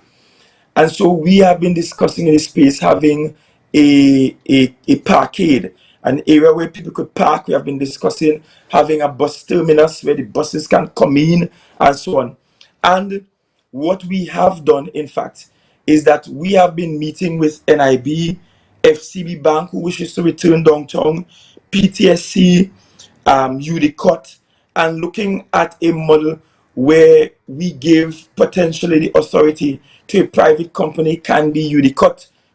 For example, UDCOT is a state enterprise, or it can be another company to actually do that build out for us and be paid from the revenues of the parkade and from the revenues of the retailers in the space, so that we can get the built development required at those critical points in downtown Tobago. We don't have the capital to potentially build it out ourselves up front, but we have the land, we own the land, and so we engage with private enterprise and investors to get projects like that done. And so it's that sort of strategy that we will have to employ to get some of the work done in the Tobago space. Speaking to the budget, and we're speaking about increases in wages, we would like to get an update regarding the ex gratia payment. And as you would know, you also got the talk even coming from the side of the minority in the House. What's the status with the ex gratia payment to persons here in the Tobago space? Well, I'm not sure if people weren't listening in the House or not, but I addressed this up to June in the House, and I indicated that I'll be waiting until the end of the fiscal year. When the fiscal year has ended, then I will see the total amounts that we can give in ex gratia payments, and then we proceed to enact those ex gratia payments. The financial year ends on September 30th, which is this week, and then we'll be in a position to say when and how much we can give, because at that point we'll be able to look through the system and see where our savings at, where our unspent balance is at, and one will know that for Tobago to pay CPEP and URP, a significant portion of that must come from the unspent balances, because CPEP and URP, we have always had larger numbers of CPEP and URP workers than what is allocated. I think URP allocation is usually around 18 million for every fiscal year from the central government. That 18 million might only work for the first quarter in a fiscal year for URP in any given fiscal year. That has been the case for perhaps more than 10 years or so. In fact, that has been the case since Mr. London was Chief Secretary. And so the choice for this regime is, should we fire CPEP and URP workers and bring the numbers down to what is actually allocated for in the national budget, or do we continue to provide for them out of the unspent balances? And we made a decision to continue to provide for them out of the unspent balances, because we need to protect those vulnerable families that are engaged through CPEP and URP.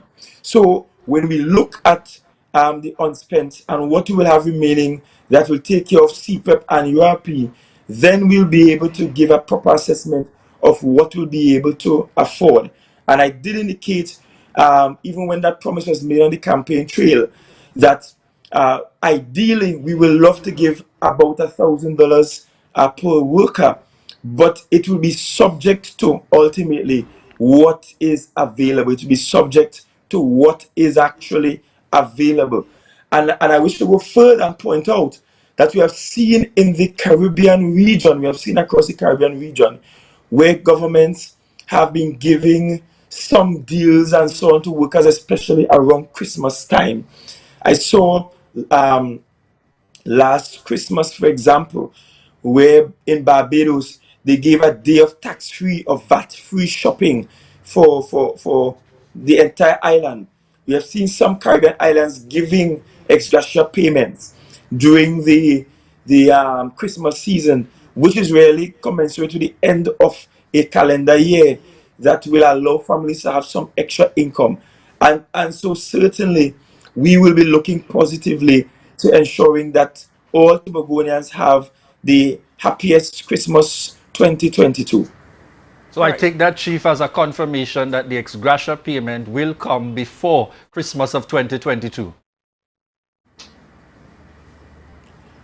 Oh, no, it will come if in order for you to have a good Christmas, you have to have it with enough time that you can dispense with it wisely. And it will be meant to improve, albeit temporarily, and for a temporary season, the standard of living for families at a particular time. All right, very quickly here, and the issue here of the ex gratia payment here, what about the unspent balances that existed earlier in the year of 1.9 billion? Couldn't it have been paid, the ex gratia payments have been paid from that?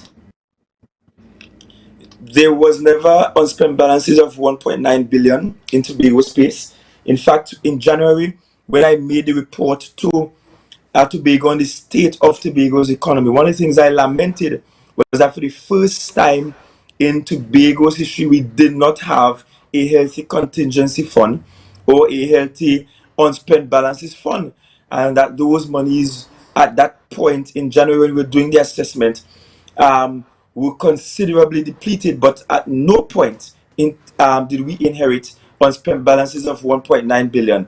I mean, if we had inherited unspent of 1.9 billion, we would have gone already and paid the ex gratia. I might have get more than $1,000. I might have get $2,000 in that case. But we have never had unspent balances of 1.9 billion. So I'm not sure where that figure is coming from. That has never existed in the Tobago space. Chief, we're heading on into the topic of Tobago Carnival, coming very shortly, heading into the month of October, where there's a series of activities happening, private, public sector, and then climaxing at the end of October. We want to start by getting a clear indication. What is the approved budget for Tobago Carnival 2022? All right, so let me give a confession, which is operations of Carnival I have not been intimate in. In fact, it was only on Friday last that the first time I had a meeting with the Carnival practitioners to ensure that they are actually satisfied and that some of their needs are being met, and they were having some challenges. The budget for Carnival I expect to actually be confirmed this week. We were expecting actually to get some sponsorship through the doors since last week, which would have allowed us to confirm exactly how much we need to spend on Carnival.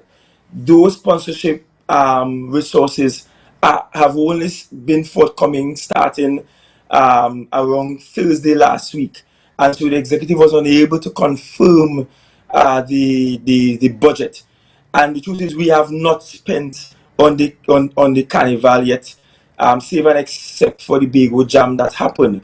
But we have not spent any monies on procuring any artists. We have not given any grants to any of the practitioners. We have not paid down on any of the things need to be paid. So there's no need to fear. We have not spent on the Carnival just yet, and that's because I was insisting that I get fully and formally what those sponsorship figures are, so that I will know precisely how much to give for the Carnival. Now that I think the sponsorships, and I think sponsorships will come in somewhere around 5 million or so, we will be in a position at post exec this week to be able to confirm what that figure will be. And I don't want to give a figure outside of Executive Council's confirmation. That would be inappropriate. So you can look forward to the Secretary speaking to you by Thursday morning's post-exec briefing. And very quickly here, a question coming in from a viewer. Where would you have gotten the monies? Where did the THA get the monies for galas and the number of travel taking place? Well, the monies for galas and travel will come from the THA's budget. Those will come out of recurrent expenditure. The way the government works is that you have budgetary allocations, and something like the gala and travels that will come out of votes from recurrent expenditure, not capital development. Capital development will be what you use to build your roads, what you use to do new projects. Recurrent expenditure will take care of your bills, as in your utilities, your salaries, travels, paying for things like Independence, Republic Day, sponsorships. All of those things come out of recurrent expenditure. So that will come out of the recurrent expenditure budget and line item that became available as we receive monies in quarterly blocks. The law says that the THA should receive its monies in quarterly blocks, meaning at the beginning of every quarter. And so we are able to do that for recurrent. And let me add, you can't just take monies from recurrent and put it across in development, just so that people get a clear understanding. So for example, I can't take monies under the current current budget, recurrent expenses, and just go and pay for a roadway, or just go and pay contractors. That is not allowed in the system at all. I could only move monies from recurrent to pay for capital development. At the end of the fiscal, and money is going to the unspent balance pool. From that, I could use to pay off capital development bills. But prior to that, recurrent expenditure monies that come to Tobago remain in recurrent expenditure. Capital development monies remain in capital development and goes towards capital development. And that's how the system works, just to be clear. So we may see shortfalls on the capital development side, which is the side I've been lamenting on, because capital development is what will allow us to pave roads. Capital development is what will allow us to build a new school. Capital development is what will allow us to pay contractors. Capital development is what will allow us to build a parkade or to do new development projects. Recurrent expenditure, where the bulk of the budget often is, and it's something I've spoken about at length. Usually you get over $1 billion on recurrent expenditure and just over 200 million on the capital development side. So the recurrent expenditure side always is funded much better than the capital development side of the budget. Chief, finally, on the area of Tobago Carnival, we want to get a sense. Many are saying the events are scheduled, things are happening, the ads are going out, and we are seeing that there's a high interest. However, the issue continues to be persons getting to Tobago by way of flights or by way of the port. Have we made any progress in that direction, specific at that, with the necessary communication with the Prime Minister, the relevant line ministers for CAL, the Port Authority, etc., to ensure that there are additional flights and additional sailings put on for this period?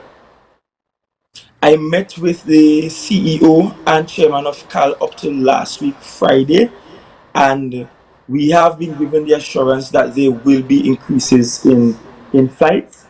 In fact, I'm just waiting to hear back from CAL in terms of the number of flights and the days they will be put on, but there will be increases, especially in the lead up to the climax of the carnival. And you raise a valid point. The demand for the product with Carnival is overwhelming. The people want to come. People want to come. They want to be here. And I was seeing someone saying, but why we ain't advertising Carnival during the CPL cricket? And I'm saying, advertise the Carnival during the CPL cricket, and we're struggling to get CAL and the port to increase the number of flights and sailings. The point is, the demand is there, the demand exists, and people want to come, and people will be coming. Hopefully, some will be joining me and myself in camp over that weekend. But the demand is coming, the demand is there. And the Caribbean Airlines, they have given the commitment that we will see an increase in the numbers of flights that we will get to the island. I think that will be a welcome break, because those in the accommodation sector have been saying people calling and they cancelling because they just can't get to the island. And it's not just in Carnival, outside of the Carnival period, people are struggling to get the requisite number of flights to the island. And I've made the point that while Caribbean Airlines is not a bus, while the boat is not a bus, it is a public transportation service need that we have to be mindful of and that we have to satisfy in order to ensure that people have access to the island. You can't run any service-driven economy well. You can't run any service-driven economy well if it is you can't have the movement of people to and from the island. Chief, on the area of the Deputy Chief Secretary, very quickly before we wrap this morning's interview, there would have been an extensive portfolio identified and outlined in relation to the DCS under the then political leader that held the office. Now it's back to a shared portfolio. Can you tell us whether we would see some of those responsibilities reverting to the office of the Chief Secretary along the likes, or we will see the new Deputy Chief Secretary take on those major roles, especially the one that you mentioned in relation to foreign direct investment, to ensure that we are able to move the island forward? The shared portfolio is temporary, and I did indicate that at a later point, an appropriate later point, we would see a full breakdown on what will become of the responsibilities associated to the DCS's office.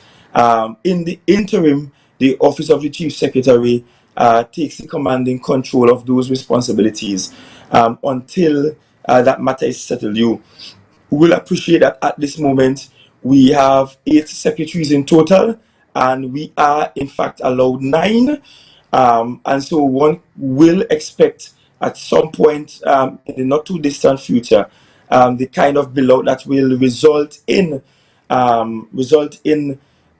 dispensing with those important responsibilities in the most responsible manner. And I will tell you, they are highly important responsibilities, not just the issue of foreign direct investment.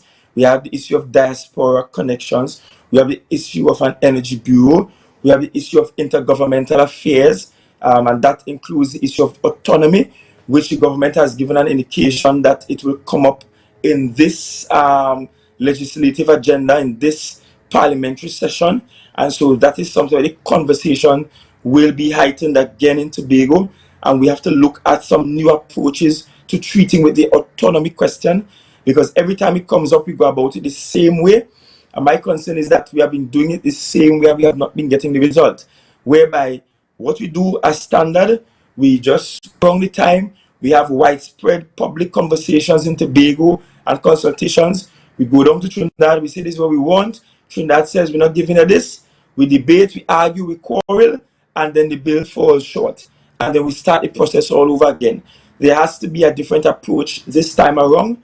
I did indicate that I have asked the likes of Mr. Hotroy Charles and Alan Richards and Ingrid Melville, and I will ask some others to come on board to advise us in terms of some strategic ways forward. And I'm happy to say that for the most part, most of these indicated that they don't want any monies whatsoever, no stipend, no honorarium at all to give that advice. And I'm very much appreciative of the elders in the space who are giving that advice. With crime on the island, notwithstanding the fact that security is not one of the areas under the Tobago House of Assembly directly? Of course, it's of great concern, and is a matter that I have spoken with the ACP in charge of Tobago about. You will notice that they have had some apprehensions in relation to at least 2 of the murders that occurred over the last weekend. But it's 3 too many, and every murder in Tobago is 1 too many. We are at what, number 7 now, and we need to, well, no, number 8 actually, and we need to actually take a look at some of the social issues that accompany crime and what is happening on the island in terms of security. In the budget, one of the things I raised, Julian, was the issue of public safety and security, and having for the first time in Tobago in this new fiscal year a department to treat with public safety and security. You will recall that since Mr. London, there was an attempt to have for Tobago something akin to localized police force, and that was never actioned completely, and it's something that we're taking a look at again, because there is a need to ramp up the numbers. One of the strategies in crime fighting all over the world is having sufficient numbers of officers that can be constantly out and about on the streets and so on, ensuring that they're doing the necessary tracking of criminal activity, giving visibility, high visibility as a deterrent to crime. So all of these things we are looking at, and we started for the first time in a long time our monthly Tobago's National Security Council meetings, Tobago Security Council meetings, where we have the heads of all the security apparatus on the island coming together, and we meet and we discuss these issues, discuss the strategies, look at the trends, and look how we ought to respond to those trends. Actually, very quickly here, the issue Sure. of your security arrangements, given the magnitude of the contractor issues. What are your thoughts on that? What do you have to say on that? At this point, Jesus is my security, and I don't mean it facetiously. And I'll talk about it in the most guarded manner, without giving too much away about what happens with regards to the security of of the chief secretary. In fact, the chief secretary is one of only 2 office holders in the country where the section 16C of the THA Act. Chief, could you repeat, please? I think we lost some connectivity there, and we really want to get your response. Could you repeat, please? The chief secretary is one of only 2. Sure. Apologies. The office of the chief secretary is one of only 2 public offices in the country that the law explicitly says must be assigned security. The other, coincidentally, is the president. And of course, we give security to the Prime Minister and AG and Minister of National Security for good reason. You know, not if it isn't a law written anywhere saying they should have. But I'm just saying, Section 16C of the THA Act says that the Office of the Chief Secretary must be provided with appropriate security. What is not 100% where it should be, and we have to blame ourselves as an island. And part of the problem we are is that we talk about autonomy, but the truth is we limit ourselves, and we tend to see office holders within the THA as if it's a village council we're running. And we remember quite clearly the days when we ran Hochoi Charles' office because we felt Hochoi Charles should not have security attached to his office. What we have today is less than ideal in terms of security of any chief secretary, and it's not just a Farley issue. It was with Ansel, it was with Kelvin Charles before. It's certainly less than ideal, especially with the nature of the work that has to be done. And I am insistent that I am going to treat with the corruption issues. And I know the blowback get, and I've seen it. I've seen the blowback sponsored discord within the PDP, the party that I love and I support, I'm loyal to. I have seen contractors in the space come up with just blatant untruths and peddling it in the space. I've seen these untruths make their ways of politicians opposite, and they are mooting the positions of these contractors. From what I am seeing and what I know, because I did not disclose everything, I purposefully did not disclose as yet the names of those that are culpable, and I've only disclosed the report that we received so far on the road resurfacing program. There are 4 other such programs being audited as we speak, and from what I've seen in this space, I've seen some crazy things in this space that we just have to treat with. And so when I say Jesus is my security, I don't mean it in a facetious way. I mean it that, you know, I spend a considerable amount of time, morning and evening, the day, just saying, God, you just have to provide the security where there might be a shortfall in terms of what is provided to the office of the chief secretary. And we just push through. We just have to push through. Somebody has to do that job. Somebody, and let me tell you, and I think James spoke about it, about the fact that Tobago is a small space. And I could tell you, it will mean mashing the toes of people that might even be relatives of mine, people that might even be friends of mine that might be involved. But I have a firm position that it doesn't matter who you are, what your relations are. If you are found guilty of something, then we have to just allow the law to take its course with regards to that. And I come into this knowing that one of the flaws of Tobago as a society is that relationship is often stronger than righteousness in this place, whereby people value their relationship with other people. Oh gosh, is me nanny, is me uncle. Oh gosh, is me cousin. Oh gosh, well, give me a blind, you know him from the village, or they grow up together. And people value those relationships more than they value righteousness and that which is right. I am the complete opposite of that. Where that will take me so far as longevity, I don't know, because Tobago is a small space. And Tobagonians are very guilty sometimes, many times, of valuing their relationships more than what is right. It is why some years ago, Tobagonians were up in arms when a national television station did a report about the issue of incest on the island and rape of minors on the island. We don't want to treat with those issues of domestic violence. We don't treat with them. We try to sweep them under the carpet because we're such a small society. And I'm saying that what we have to treat with now is messy. I expect people to peddle some lies. I expect that I will have to sue some more people for those lies.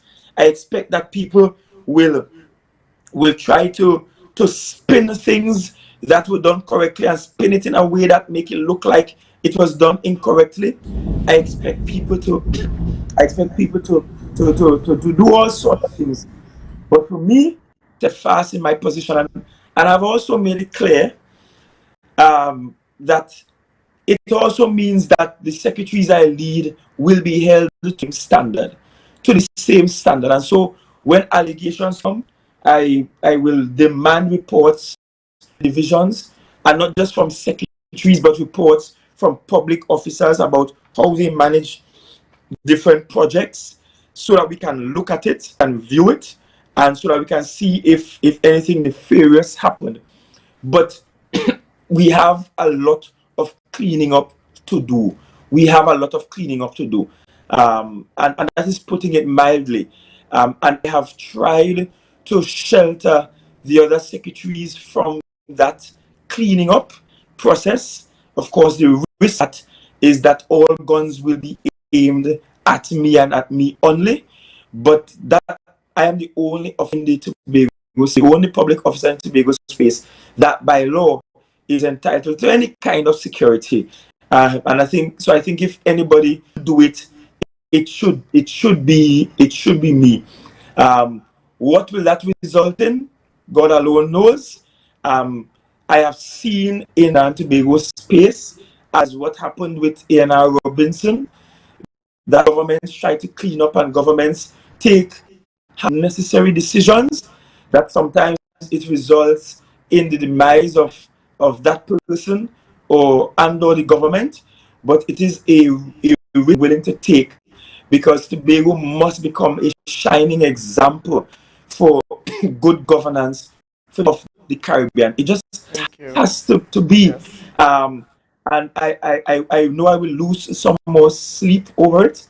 I know I will lose some more friends over it.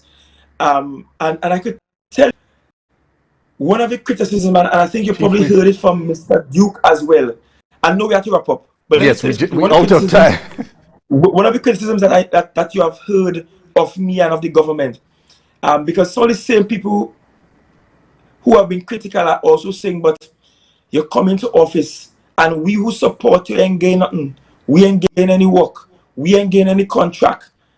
And I have held a position, but that is corruption.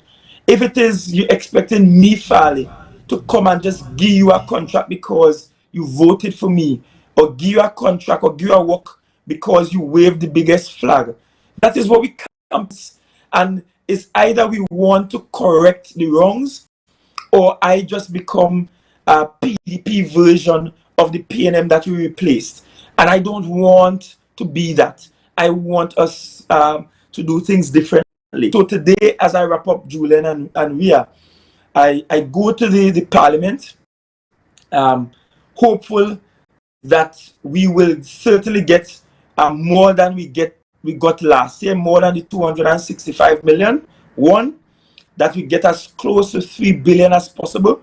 Is a shortfall that we have to make up island in terms of our own revenues, our own income will be less, that we have to try to jump up, because that is a work in progress. Getting state companies in Tobago to provide sufficient income to drive the capital development of the island is a work in progress. And in 9 months in, you certainly won't see the kind of profits you will hope to. If you haven't seen them for 21 plus years, in 9 months turning it around is almost impossible. That will take some time. We have to use some alternative financing mechanisms, and we just have to keep at it collectively as an island. When things happen wrong, we have to collectively raise our voices. And I mean, you heard the audit report. You heard about people receiving full payments and none of the work done. Not none of the work got Bel-Air. Ask any if Bel-Air Road was completed. Thank you. And they will tell you no. And there's there are others like that. Thank you, Chief. Not completed but paid for. And that is unfortunate. But we have to keep pressing on. I thank you, Julian, and we thank you for this interview and opportunity. I see you on the call like I do. Apologies that I was something's happening. You have to tell me your remedy. I was actually trying to suck a strepsil while having an interview. Those sucking is sweetie, but it's because the sore throat was coming on, and I was just trying to treat with that. So apologies for that, no doubt. But get better. I will send you some bush medicine that somebody just sent for me there. So hopefully that will help us both in clearing the sore throat and this bug that not going away. Thank you. Chief, quick confirmation. Following the presentation of today's budget, will you be returning to the House to present updates based on the actual allocation and where funds will now be directed? Just a quick confirmation of that. Not just updates, but I will be returning to the House in November because the sitting in October is assigned to the minority. Because by law they are entitled to that sitting once per quarter, and so in November I will be returning to the House with budgeting experience so that divisions will know precisely how much they will now get, what will be the big ticket items we will accomplish in the year, what are those that will put on hold, and it will be what I presented in June. Some of that will be a larger macro-economic plan, development plan for the island. We should have, starting shortly, Dr. Vanna James and a team that will be going around the island so that we could have a new comprehensive economic development plan, because the last one we had expired many moons ago and we have not a new one, and there is need for a new one. The last one we had was the one that spoke to Tobago being clean, green, safe and serene. Remember that? Okay. That tagline? That expired time ago and more than 5 years ago, and so there's need for a new comprehensive economic development plan that will speak to the short, medium and long-term development of the island as a whole. Well, Chief, we'll certainly give you the opportunity in October to return and elaborate based on the outcome coming from today and the plans moving forward. I could return post the budget to big updates and have a conversation about how we will begin to treat with what we will receive. But the presentation of new budget allocations based on what we actually receive can only happen in November, owing to the fact that in the month of October, the majority side does not have a sitting assigned to it. All right. Thank you very much again, so much, Chief Secretary, the Honorable Fali Chavez Augustine, joining us on set here for the Tobago Updates morning show. There are a number of issues in terms of being responded to by the Chief Secretary, and the commitment to look at the relevant follow-up coming from Secretary Trevor James, providing additional details in relation to some of the concerns raised. Similarly, a commitment for Secretary Tashia Boris to also provide some very specific updates in relation to moving forward for the Tobago Carnival. Most definitely. It seems as though no matter how much time we get, it's never ever enough whenever we've got the Chief on set with us. So again, there is a promise to return to treat with these and other issues at a later date. But we really want to thank, folks for being with us this morning. It's been quite an interesting morning, Julian, as we wrap things up. All right, and at this point, viewers, we prepare to head on over to GMT that will be following. So we're wrapping up here for the Tobago Updates morning show. But stay tuned as we head on over to GMT this morning. Have a great day, Tobago. Stay safe. Sanitize. Wear your mask if you want to, but I say wear it. But have a great day. We'll see you tomorrow. Bye-bye. Bye-bye, folks.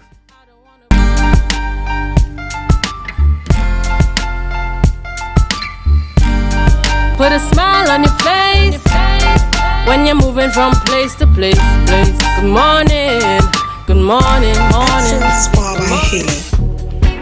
Where our highly trained staff are ready to deliver the top class services in facial massages, waxing, nail enhancement and body treatment.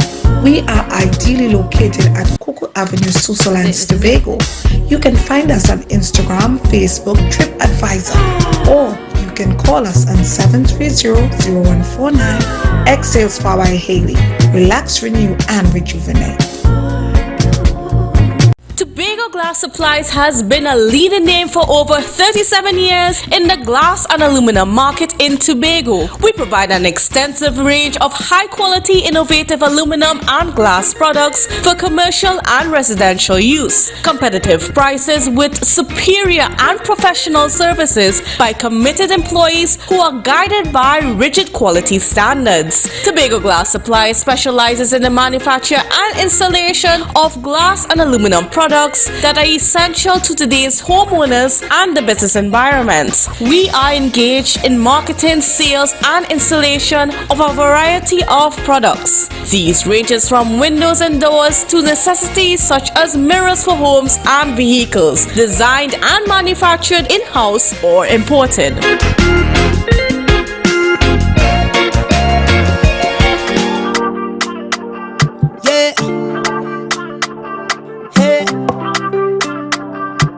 Tobago updates. Good morning, Tobago. Wake up with Candace and Denicia. Let's go. It's a brand new morning. Rise up to a brand new dawning. As the passion start to rise, the energy fill the skies. I say thanks for favor to wake up and hear me neighbor.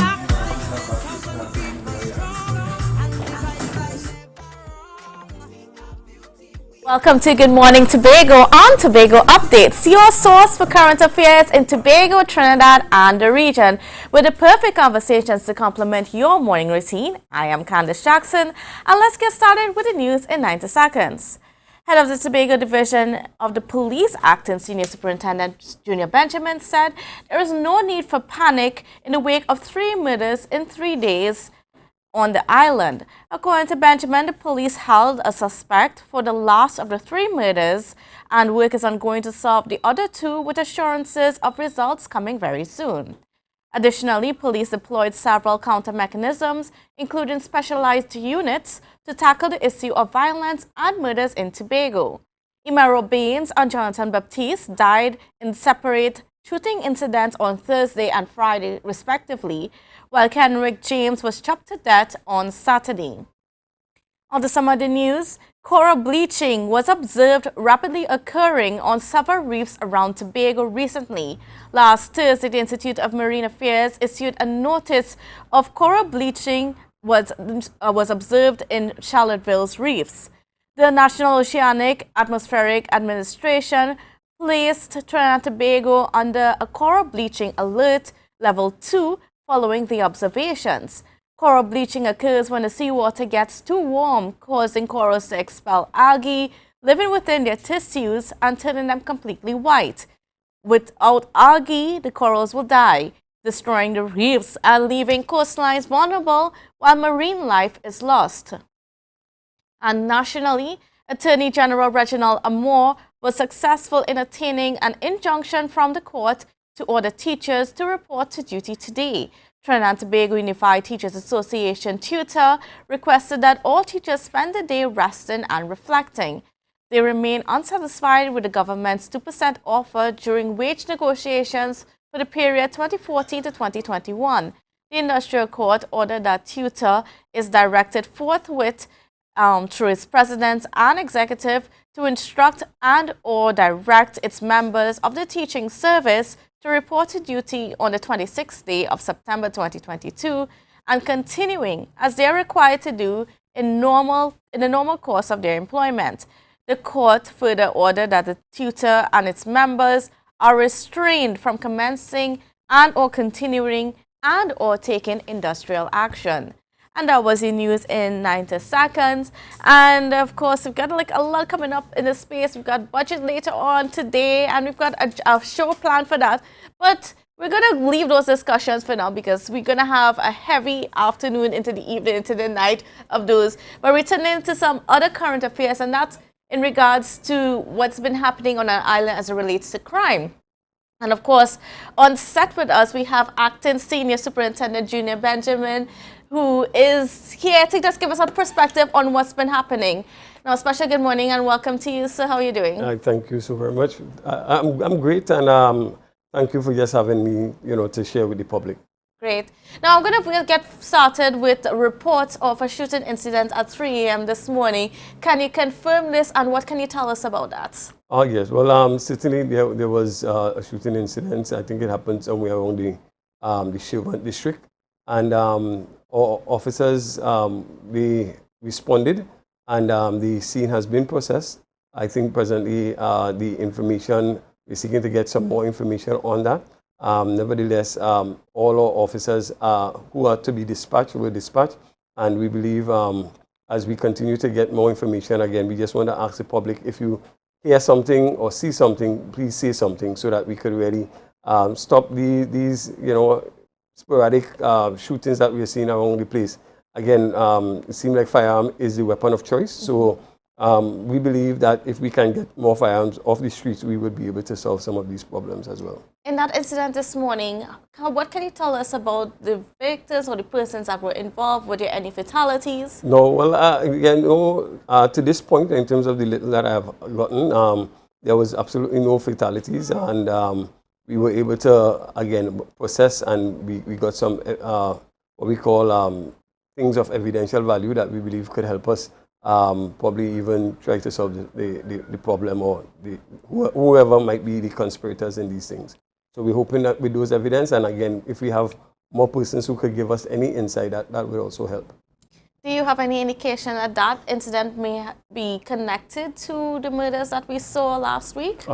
I don't think so, but again, right now, it's still pretty early. I was in a previous session with someone, so I have not yet spoken with the investigators to know exactly if there is any correlation. Nevertheless, if there is any, we certainly will be on top of our game in relation to that. So probably as I go back to the station, I will be able to get some more information. I can always inform you later in terms of that. Now, you said that we should not be panicking here in Tobago, even though we've had those murders and even though we've had that shooting incident last night into this morning. So I want you to elaborate a little bit more on that. Yes, certainly. And again, there's certain things that we got to understand in terms of crime in itself. One is that we have seen an increase in crime, right or wrong, and Tobago has been doing pretty well in terms of the murder rate. We had 4 prior to the 3 that took place. We had 4 murders, when in fact last year around the same time we had 5. So we were doing pretty well. We were the only division that could boast about having a reduction in terms of murders. Unfortunately, these other 3 murders has now put us 2 above the numbers that we had. So last year around this time we had 5 murders. Now we have 7 murders. All right. I'm saying there's no need for us to panic, because I really believe that the situation, when you look at the murders, you recognize this is not where gun-toting persons are just going around killing persons. Each of these murders are taking place due to different circumstances. One might be an altercation, another might be drug-related, another, again, seem to be based on some other situation that took place. But you recognize that there's different situations that, again, the police would have to deal with differently in order to deal with the actual problem. But certainly, there is I think that there is no need to panic. There might be a need for us to be concerned. And I think any citizen would be concerned about murders, because, again, 3 in 3 days, I mean, anybody anywhere would be very concerned. But the police service, we have deployed or specialist sections to look, especially to have more visibility in those areas that we believe are areas of concern. And we are going to see more police presence on the ground. We have talked to the ERP, the CID, the task force, and all the others, all right, where we are going to focus our attention on these areas where we believe high violence areas. And also, we believe in so doing, it will help to reduce any further scourge of things like murders at this present time. How many of the murders do you think that happened this year are connected with drugs or the drug trade? And that's a very good question. And I came with that kind of information because what we did immediately, again, we believe in the what we call intelligence-led evidence base. So immediately I would have called the CAPA branch and again start to speak with the analysts. And they would have already started to gather the information. Last year around this time, what we recognize is that we had at least one murder that was dealing with drugs, all right? Against this year, we have, in terms of drugs, we might probably have at least one or possibly two, but really one at this point in time we might want to look at. But the majority is we have about two that are revenge murders and one dealing with gangs, one domestic, two dealing with robberies, and probably one dealing with altercation also. Would you be able to state like which ones specifically are connected with the drugs? Not necessarily. Okay. And were there any, you said there was a second possible one. Was that any of the murders that took place last week? No, yeah, well, what happened is that when we look at, especially the last one, you know, it's really, as I said, an altercation there. Right. And again, it can go both ways, whether it is a domestic or whether it is an altercation that caused it. But again, in both situations or in all the situations, we recognize that presently, when we look at or solve rate, there are situations you can't do anything sometimes about in terms of the number of crimes that you might have at any particular time. However, what is very important to any organization is the detection rate. When we look at our detection rate in relation to murders, prior to these three, we were 50%. Now, for one of these murders, we already have a suspect. The other two, we have, from the evidence and even from the information that we are getting coming in, we are very, very, very, very hopeful that very soon we'll be bringing closure to them. But given our present situation, we are probably down to about 42%. And this is very good compared to what was given to us by the commissioner, which is at 35% that we ought to be. So it means that Tobago is still on top in terms of its detection rate.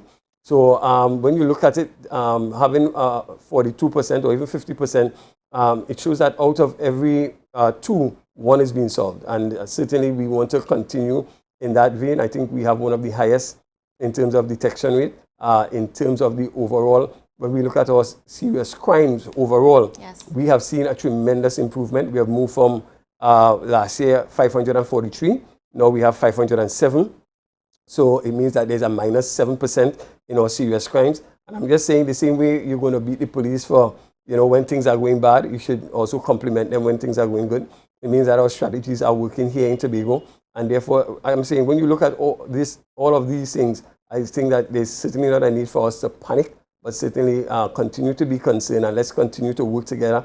Anybody who have any information, please let us know so that we could continue to make a difference and to solve these problems in Tobago space. And of course, tips are certainly the way that, you know, police are able to get the job done. Well, one of the ways, but a very important part of that. But what can you tell us about, you know, work that's being done to in the drug trade, and, you know, just some of your solve rates or some of your strategies working in terms of trying to deal with the drug trade here in Tobago?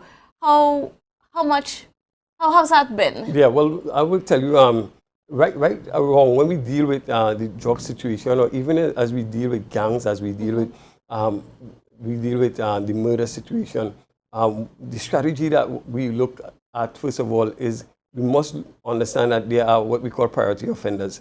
And therefore, really and truly, when you look at crime, it's really a few people within the community that continues to really be the ones that commit these things. So we certainly like to look at our priority offenders. We like to target these persons and make sure that they are operating in the straight and narrow, where we recognize that they are involved in anything. They are the first persons that we look to target. We also would normally do our normal checks in terms of looking at our statistics. We look at the hotspot areas, and therefore there are areas understanding that how crime operates. You can look at statistics and you can tell where are those areas that are, again, most challenging. When we look at our murders, we recognize that at least last year, we had at least 7 murders, and 6 of them happened within the Scarborough area and 1 in the Sherwin area. All right. Again, what we recognize again in this particular time, again, out of the 7, again, 6 happened within the Scarborough area and 1 in the Crown Point area thus far. So again, we recognize that when coming to these things, we probably need to pay more attention to the Scarborough area in terms of, the murders. However, when we look at our SRCs, we have areas such as Scarborough, we have Sherwin, and to a lesser extent, Crown Point area that we are targeting as those areas of great concern for us. And we are looking at specific areas, and therefore our active directive patrols are some of those things that we are putting in place to show more presence. We want to, you will hear more about it in time to come, called the Grace Project. You're going to see us going into different areas where we believe that we have gangs. Yes. And again, the Grace Project talks about gang reduction and community empowerment. And we're going in there and we're hoping to work with the community to see how we can then empower them so that we can even eradicate some of these situations that we have before us. Now, as you mentioned, where some of these murders have been taking place, 6 in Scarborough, specifically, and 1 in Crown Point. Now, we noticed that a certain bar in Tobago has been the site of a couple murders for this year. And what if there is anything that you guys are going to do to, I don't know, somehow patrol, or what does that say about, about the murders and things like that? So what does that say about the crime? So, and this is what I'm saying, we are going to be hotspot areas of great concern. Again, what we would do, again, with our police officers, we are going to be targeting these areas. We want to ensure that, again, persons who are there, that they are there legitimately. If there is any gang there, we are going to, again, start with what we call disrupt those areas. And therefore, again, it is nothing new to us. It is mean that we have to now pay particular attention, because we certainly don't want, we are going into a Carnival period, and we don't want to see an increase in terms of murders. Last year alone, we had 7. We have meet that 7 now, so it means that we need to go to the rest of the year without any more. And we believe, honestly, that if we continue to look at that and to look at some of the reasons, some of the last altercation, we believe that probably, if probably we are able to put things in place where persons are able to talk out situation, we can avoid. Mediation. Yes, that's right. We can avoid that. So those are some of the things, again, we want to have the community policing looking into and being more involved in the area. And we want to see how, again, we want to respond to these things. Again, one of the talk is that they said that the police did not have any vehicles, and all of that I have sought to have a response, a report that must come to my office, because it cannot be that the police cannot respond. We must always respond. You can't take people's life for granted. So again, the commissioner has spoken to me about that, and again, I am going to be looking into that. And because there's a level of service that must be given to the public, and we are saying that once you go out there, anytime you hear that the police cannot respond because of lack of vehicles, you need to let me know, let the superintendent, Mr. Kirk, know, because certainly that cannot be a response. The police must always be ready to respond and make sure we give quality service to the people here in Tobago Division. And is there sufficient vehicles for response? Yes, certainly. Certainly, the commissioner has gave us at least 4 new vehicles, I think, within the last couple of months. And again, I don't know the last time Tobago ever had so much. And I mean, so we have vehicles, and I think that we have to make sure that we use it wisely. And therefore, I am saying, even when that situation would come, to state anything of that sort is very irresponsible, to say that, we have no vehicles. There are other areas and other things that police officers know that they can do. There are other sections that you could call to help respond. You can, we believe in synergy among the various station districts. So then I'm sure Van could, send a vehicle and, and collect persons from Crown Point to go and visit a scene. So those things are things that should never be, you should never hear about. And therefore, I am going to be calling a meeting and seriously looking at that situation and addressing it. And that must not be ever heard about in the Tobago space again. Okay, great, and that's certainly good news, and hopefully the public is comforted by that information. Now, as I'm getting ready to wrap up, I would just like you to, I don't know if you'll be able to update me on the state of robberies and so on happening in the Tobago space. What can you tell us? What's the latest news? Well, again, we recognize that at this point in time, there is a slight decrease in terms of robberies. We were having quite a number at one time. But again, when we look at the way in which it operates, you see a decrease and then suddenly you see an increase again. We recognize as we come into the Carnival period that we're going to, we expect that there might be a greater surge in that direction. Nevertheless, we have done our work, our risk analysis, and we are going to ensure that, especially for the Carnival period, that we have additional strength. We want to have at least 150 more police officers in the Tobago space. That is going to help us with the patrols and having a greater presence so that anybody coming to Tobago around that time must be totally safe. Those of us here, we have already put different things in place to ensure that we have some patrols, and you're going to see a lot of traffic patrols and different activities taking place within the next couple of weeks. We are really intensifying our presence in the road and in public places as well, so that we can ensure at the end of the day that the police service is seen out there and it can alleviate all the fears that persons have, so that they can know that Tobago is a place that is safe, clean, green, and serene. Great. I want to thank you so much, Superintendent Benjamin, for being on set with us and just giving us an update on what's been happening with the crime, because I know that's something that's been concerning a lot of the people here in Tobago, and especially with the recent murders and shooting incidents. Yes, certainly. Right? So, okay. Thank you so very much. And then just quickly, I mean, just the numbers that people can reach out for information, because again, I think we need to emphasize the need for people to connect with the police and give whatever information that they have so that we can get these crimes solved. Yes, certainly. If you have any information, we have the normal 555 number that you can call, 999 numbers. We're asking persons, again, if you probably need to get in contact with me, 639-2511. You can call, leave a number, and myself, the superintendent. You have information, please. If you see something, say something, and let us work together to make Tobago a safer place. So thank you very much. Great. And on that note, we'll have to wrap this morning's program. It was quite eventful this morning, but I mean, we have a lot more in store for you today, in fact, because at 1 p.m. Today, just leading up to the budget, we're going to start with our pre-budget show. So I will be hosting that, and then so we're going to get into all the economics and yes, all that information that you, the public, need to know about what is to come. And of course, after the budget, we will be having another show as well to sort of give some analysis and some comments from some of the most celebrated people within our space as to what is being said. So get ready for that. It's going to be a long afternoon, but we here at Tobago Updates is going to be with you to bring you all the information and all the analysis and what it means for you here in Tobago. How does the budget affect you? Because of course, that's the most important thing. How does it affect you on the ground? How does it, impact your lives and your families? So viewers, so stay tuned for that. It starts at 1 p.m. today. We'll have a half-an-hour pre-show, then we go straight to Parliament. Then after Parliament, we come back to set for the analysis. All right, viewers, it's been my pleasure being with you. And stay tuned. Have a wonderful, safe, and productive day. And we'll see you in a little bit. I say thanks for favor to wake up and hear me neighbor.